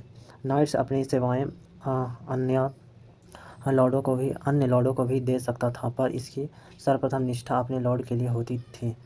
अगला 79 नंबर क्वेश्चन है, टिलीवंगा पुरातत्व स्थल किस भारतीय राज्य में स्थित है? तो यह राजस्थान में स्थित, ऑप्शन डी आंसर हो जाएगा। पीलीभंगा पुरातत्व स्थल राजस्थान राज्य में स्थित है। यह सिंधु सभ्यता का एक महत्वपूर्ण केंद्र माना जाता है। इस स्थल पर व्यापक पुरातात्विक खुदाई हुई है, जिससे महत्वपूर्ण कलाकृतियाँ, मिट्टी के बर्तन, उपकरण और अन्य अवशेष मिले हैं। अगला क्वेश्चन, शेख निजामुद्दीन औलिया के दरगाह कहाँ स्थित है? ये जो स्थित है ये हो जाएगा दिल्ली में स्थित। ऑप्शन डी आंसर हो जाएगा दिल्ली। शेख यहाँ पे ये चिश्ती संप्रदाय से के चौथे संत थे। सबसे प्रसिद्ध सूफी संतों में एक थे। इन्हें हजरत निजामुद्दीन और महबूब ए इलाही के नाम से भी जाना जाता है। इसके कुछ प्रसिद्ध शिष्यों में सिख निजामुद्दीन, चिराग देहलवी, अमीर खुसरो जैसे कवि शामिल हैं। निजामुद्दीन औलिया का संबंध गयासुद्दीन तुगलक से अच्छे नहीं थे। निजामुद्दीन औलिया की मृत्यु 3 अप्रैल 1325 को हुई थी। तुगलक वंश को मोहम्मद बिन तुगलक ने हजरत निजामुद्दीन औलिया के दरगाह का निर्माण करवाया। अगला क्वेश्चन, इसरो का मानव अंतरिक्ष उड़ान केंद्र किस शहर में स्थित है? तो ये बेंगलुरु में है। ऑप्शन डी आंसर हो जाए। इस अंतरिक्ष केंद्र का उद्घाटन 30 जनवरी 2019 को इसरो के मुख्यालय परिसर में किया गया था। इसरो की स्थापना हुआ था 15 अगस्त 1969 को हुई थी।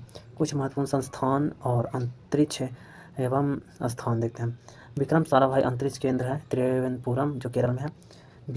VSSC बोलते हैं इसको। इसरो उपग्रह केंद्र ISAC बेंगलुरु कर्नाटक में। अंतरिक्ष उपयोग केंद्र अहमदाबाद गुजरात में है। सहार केंद्र है जो श्रीहरिकोटा आंध्र प्रदेश में। द्रव्य प्रणोदक प्रणाली जो है LPSC त्रिवेंद्रपुरम एवं बेंगलुरु में है।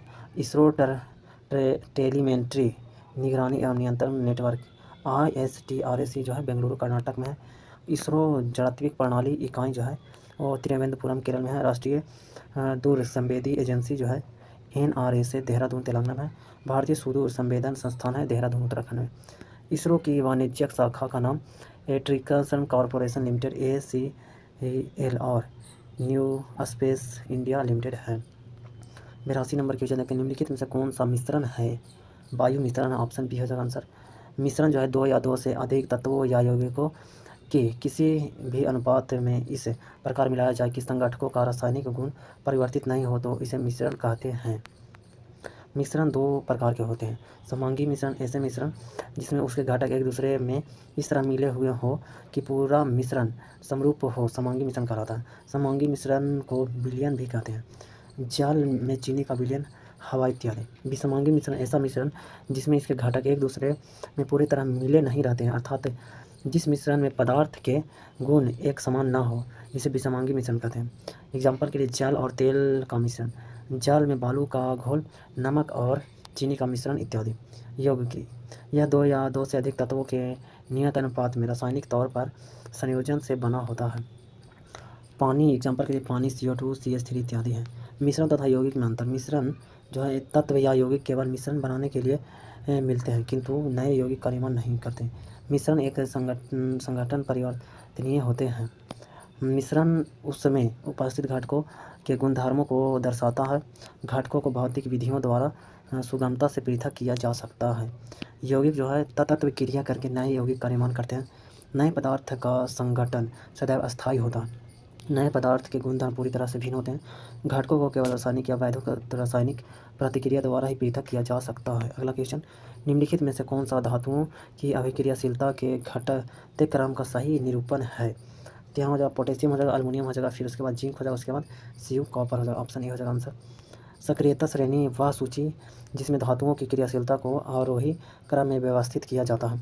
सक्रियता श्रेणी धातुओं की सापेक्ष अभिक्रियाशीलताएँ। यहाँ पे पोटेशियम क्या हो जाएगा सबसे अधिक अभिक्रियाशील है, उसके बाद सोडियम है, उसके बाद कैल्शियम, मैग्नीशियम, एल्युमिनियम, जिंक हो जाएगा और उसके बाद Fe घटती अभिक्रियाशील हो जाएगा यहाँ पे। अगला क्वेश्चन देखते हैं, यहाँ पे Pb जो है Pb लेड हो जाएगा, उसके बाद hydrogen, copper, mercury, silver, gold. सबसे कम अभिक्रियाशील हो जाएगा Au गोल्ड में। अगला क्वेश्चन है मैथ का है द्विघात समीकरण। इधर मैथ का क्वेश्चन है, मैथ का क्वेश्चन छोड़ देंगे, अलग से देखेंगे इसको। अगला 87 नंबर क्वेश्चन देखते हैं। टेनिस कोर्ट में 20 जून 1789 को जमा हुए तीसरे टेस्ट का नेतृत्व किसने किया था? तो मिराबियो और ओवेसिये ने किया था। ऑप्शन डी आंसर हो जाएगा। 18वीं शताब्दी का फ्रांसीसी समाज विशेषाधिकार एवं विशेषाधिकार करविहीन वर्ग में बटा हुआ था, जिसे निम्न पिरामिड से समझ सकते हैं। प्रथम स्टेट में थे पादरी था, और दूसरा स्टेट में कुलीन वर्ग सामंत बड़े प्रशासनिक अधिकारी थे, और तीसरे स्टेट में साधारण वर्ग थे। उसमें साधारण वर्ग में व्यापारी, साहूकार, उद्योगपति, साहित्यकार, किसान मजदूर थे मौजूद थे उसमें। अगला क्वेश्चन, हेनरी कोट के किस आविष्कार से शुद्ध और अच्छा लोहा बनाना संभव हुआ? तो यह हुआ था पुडलिंग प्रक्रिया से। ऑप्शन सी आंसर हो जाएगा। हेनरी कोट ने 1784 में कच्चे लोहे को गाढ़ा लोहे में बदलने के लिए पुंडलिंग प्रक्रिया का आविष्कार किया। पुंडलिंग प्रक्रिया बड़े पैमाने पर गुणवत्ता युक्त लोहे का उत्पादन करने की पहली विधि थी। इस प्रक्रिया में ऑक्सीकरण पदार्थों की उपस्थिति में कोयले से चलने वाली भट्ठी में पिघलते हुए कच्चे लोहे को हिलाया जाता है। परिचालित हवा में लोहे से कार्बन हटा दिया जिसके परिणाम स्वरूप गाढ़ा लोहा तैयार हुआ। अगला क्वेश्चन, रविन्द्रनाथ टैगोर ने विभाजन के दिन 16 अक्टूबर 1905 को किस दिवस के रूप में मनाने का आह्वान किया था? तो राखी दिवस के रूप में मनाने का आह्वान किया था। ऑप्शन सी आंसर हो जाएगा। बंगाल विभाजन की घोषणा 20 जुलाई 1905 को की गई तथा यह 16 अक्टूबर 1905 को लागू हुआ। इस विभाजन का पहला सामूहिक विरोध प्रदर्शन का आयोजन 7 अगस्त 1905 को कलकत्ता के टाउन हॉल में किया गया। इस दिन को शोक दिवस एवं उपवास दिवस की घोषणा किया गया था। अगला क्वेश्चन, किस वर्ष में बिहार को राज्य का दर्जा मिला और पटना राजधानी बनी? 1936 में। ऑप्शन सी आंसर हो जाएगा। श्री सच्चिदानंद और महेश नारायण द्वारा पृथक बिहार के समर्थन में 1894 में पटना से बिहार टाइम्स या बिहार समाचार पत्र निकालना प्रारंभ किया गया। दिल्ली दरबार में 12 दिसंबर 1911 को आयोजित शाही दरबार में बिहार और उड़ीसा के क्षेत्रों को मिलाकर बंगाल से पृथक कर एक नया प्रांत के गठन की अनुमानित ब्रिटिश साम्राज्य द्वारा की गई। इस घोषणा के अनुसार 22 मार्च 1912 को नए प्रांत बिहार का गठन हुआ, जिसमें उड़ीसा भी शामिल था। वर्ष 1936 में उड़ीसा को पृथक कर शेष क्षेत्र को मिलाकर बिहार राज्य गठन हुआ। 1 अप्रैल 1936 को सर जेम्स शिफ्टन को बिहार का पहला राज्यपाल नियुक्त किया गया। अगला क्वेश्चन, जल के अणु में बंध की प्रकृति है? तो हाइड्रोजन अबंध। ऑप्शन सी आंसर है।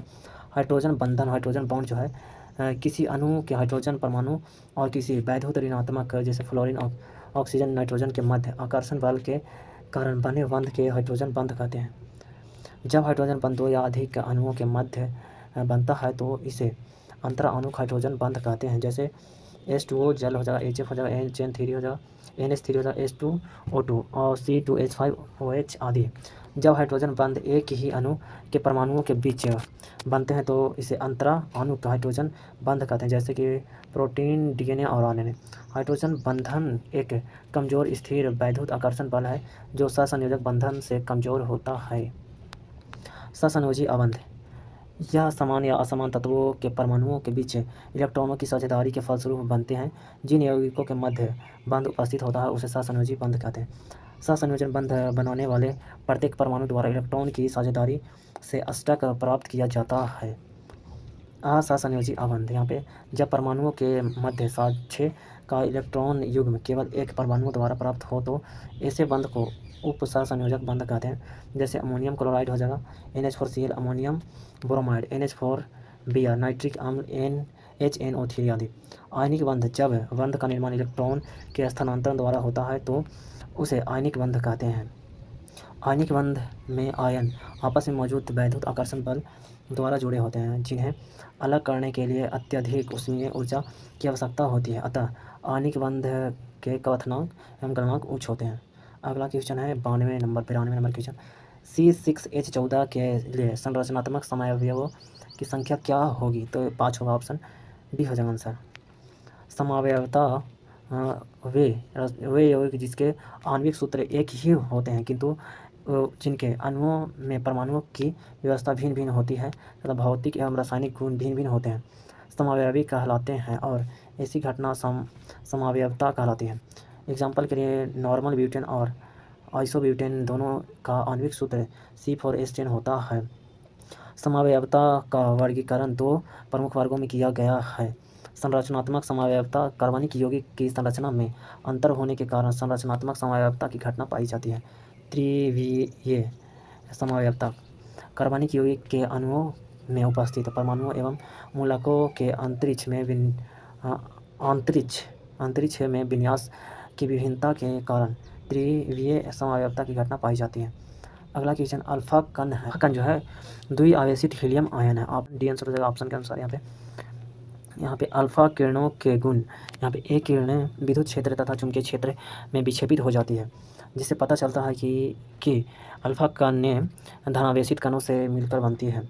अल्फा कणों पर इलेक्ट्रॉन के आवेश का दुगुना धन आवेश 2e होता है। इसका द्रव्यमान हीलियम के परमाणु के द्रव्यमान के बराबर होता है। इसे He2 द्वारा दर्शाया जाता है। यहाँ पे इस कणों में 2 प्रोटॉन तथा 2 न्यूट्रॉन होते हैं।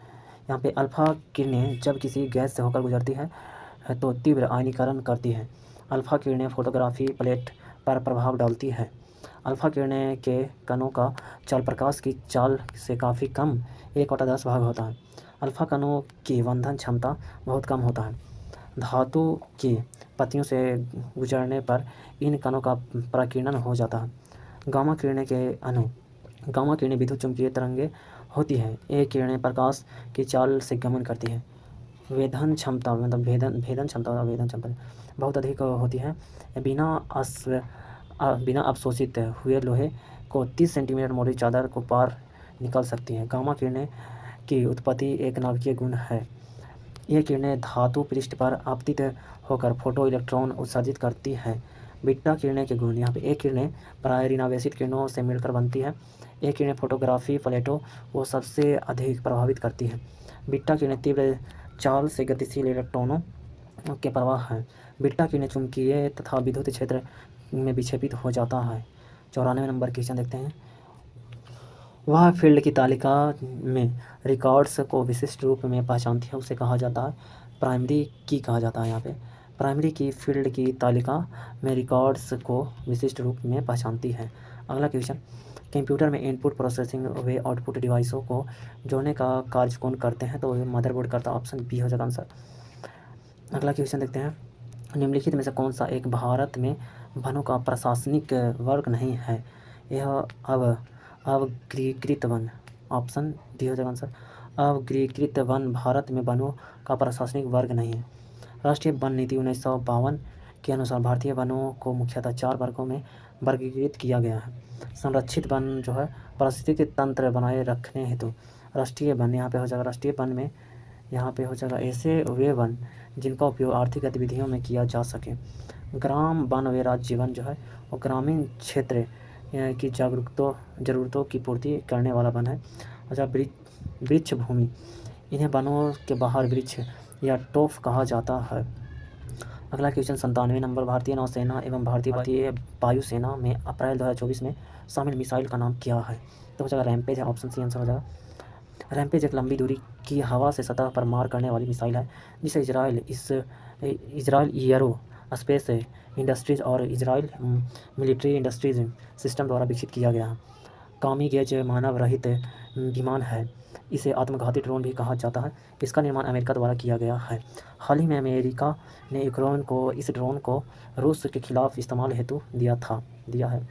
अगला 98 नंबर क्वेश्चन है। द कॉन्स्पिरेसी टू आउट्स मी कॉम्स द प्रेसिडेंसी नामक पुस्तक के लेखक कौन हैं? तो जगह गोटबाया राज्य पक्षे। ऑप्शन डी आंसर हो जाएगा यहाँ पे। अन्य महत्वपूर्ण पुस्तक के एवं उनके लेखक, यहाँ जो बेसिक स्ट्रक्चर एंड रिपब्लिक जो है PS श्रीधरन पिल्लाई हैं लेखक इनके। एक समंदर मेरे अंदर doctor Sanjeev Kumar Joshi. Neeraj Chopra the man who, यहाँ पे नैरिस प्रतिम के लेखक हैं। यहाँ पे हो जाएगा। आगे देखते हैं आगे क्या है। यहाँ पे हो जाएगा आर्टिफिशियल यहाँ पे इंटेलिजेंस एंड नेशनल सिक्योरिटी के लेखक अमित सिन्हा एवं विजय विश्राम खरे हैं। मनोज वाजपेयी कुछ पन्ने की जीत, यह पीयूष पांडे लेखक है। 99 नंबर क्वेश्चन देते हैं। फ्रांस की सर्वोच्च नागरिक सम्मान से वर्ष 2024 में किसे सम्मानित किया गया? तो जगह शशि थरूर को। ऑप्शन नहीं होगा आंसर। फ्रांस के सर्वोच्च नागरिक सम्मान से 2024 में शशि थरूर को सम्मानित किया गया। प्रख्यात लेखक और राजनयिक से राजनेता बने शशि थरूर को फ्रांस के सर्वोच्च नागरिक सम्मान सेविलियर डे ला लीजन डी ऑनर मतलब knight of the legion of honour से सम्मानित किया गया। थरूर केरल के त्रिवेंद्रपुरम से कांग्रेस सांसद हैं। फ्रांस के सर्वोच्च नागरिक पुरस्कार Grand Cross of the Legion of Honour 2023 से प्रधानमंत्री नरेंद्र मोदी को सम्मानित किया गया था। प्रधानमंत्री नरेंद्र मोदी को भूटान के सर्वोच्च पुरस्कार यहाँ पे आईडी ऑफ ड्रुक गयालपो 2024 से सम्मानित किया गया। ये लास्ट क्वेश्चन है, निम्नलिखित में से कौन सी मिसाइल एंटी टैंक मिसाइल है? इसमें से नाग, ऑप्शन डी आंसर हो जाएगा। इस मिसाइल को दागो और भूल जाओ या लॉन्च के बाद लॉक हो जाओ भी कहा जाता है। इसका डिजाइन DRDO मतलब रक्षा अनुसंधान एवं विकास संगठन द्वारा तैयार किया गया है एवं निर्माण भारतीय डायनेमिक लिमिटेड द्वारा किया गया। इस मिसाइल का विकास 1988 में APJ अब्दुल कलाम के नेतृत्व में शुरू हुआ था। निर्भय मिसाइल एक लंबी दूरी की सबसोनिक क्रूज मिसाइल है। इसे DRDO द्वारा विकसित किया गया। T-90 तीसरी पीढ़ी का रूसी मुख्य युद्धक टैंक है। इसे भारत के सेना में शामिल किया गया। S-400 एक उन्नत वायु रक्षा प्रणाली है।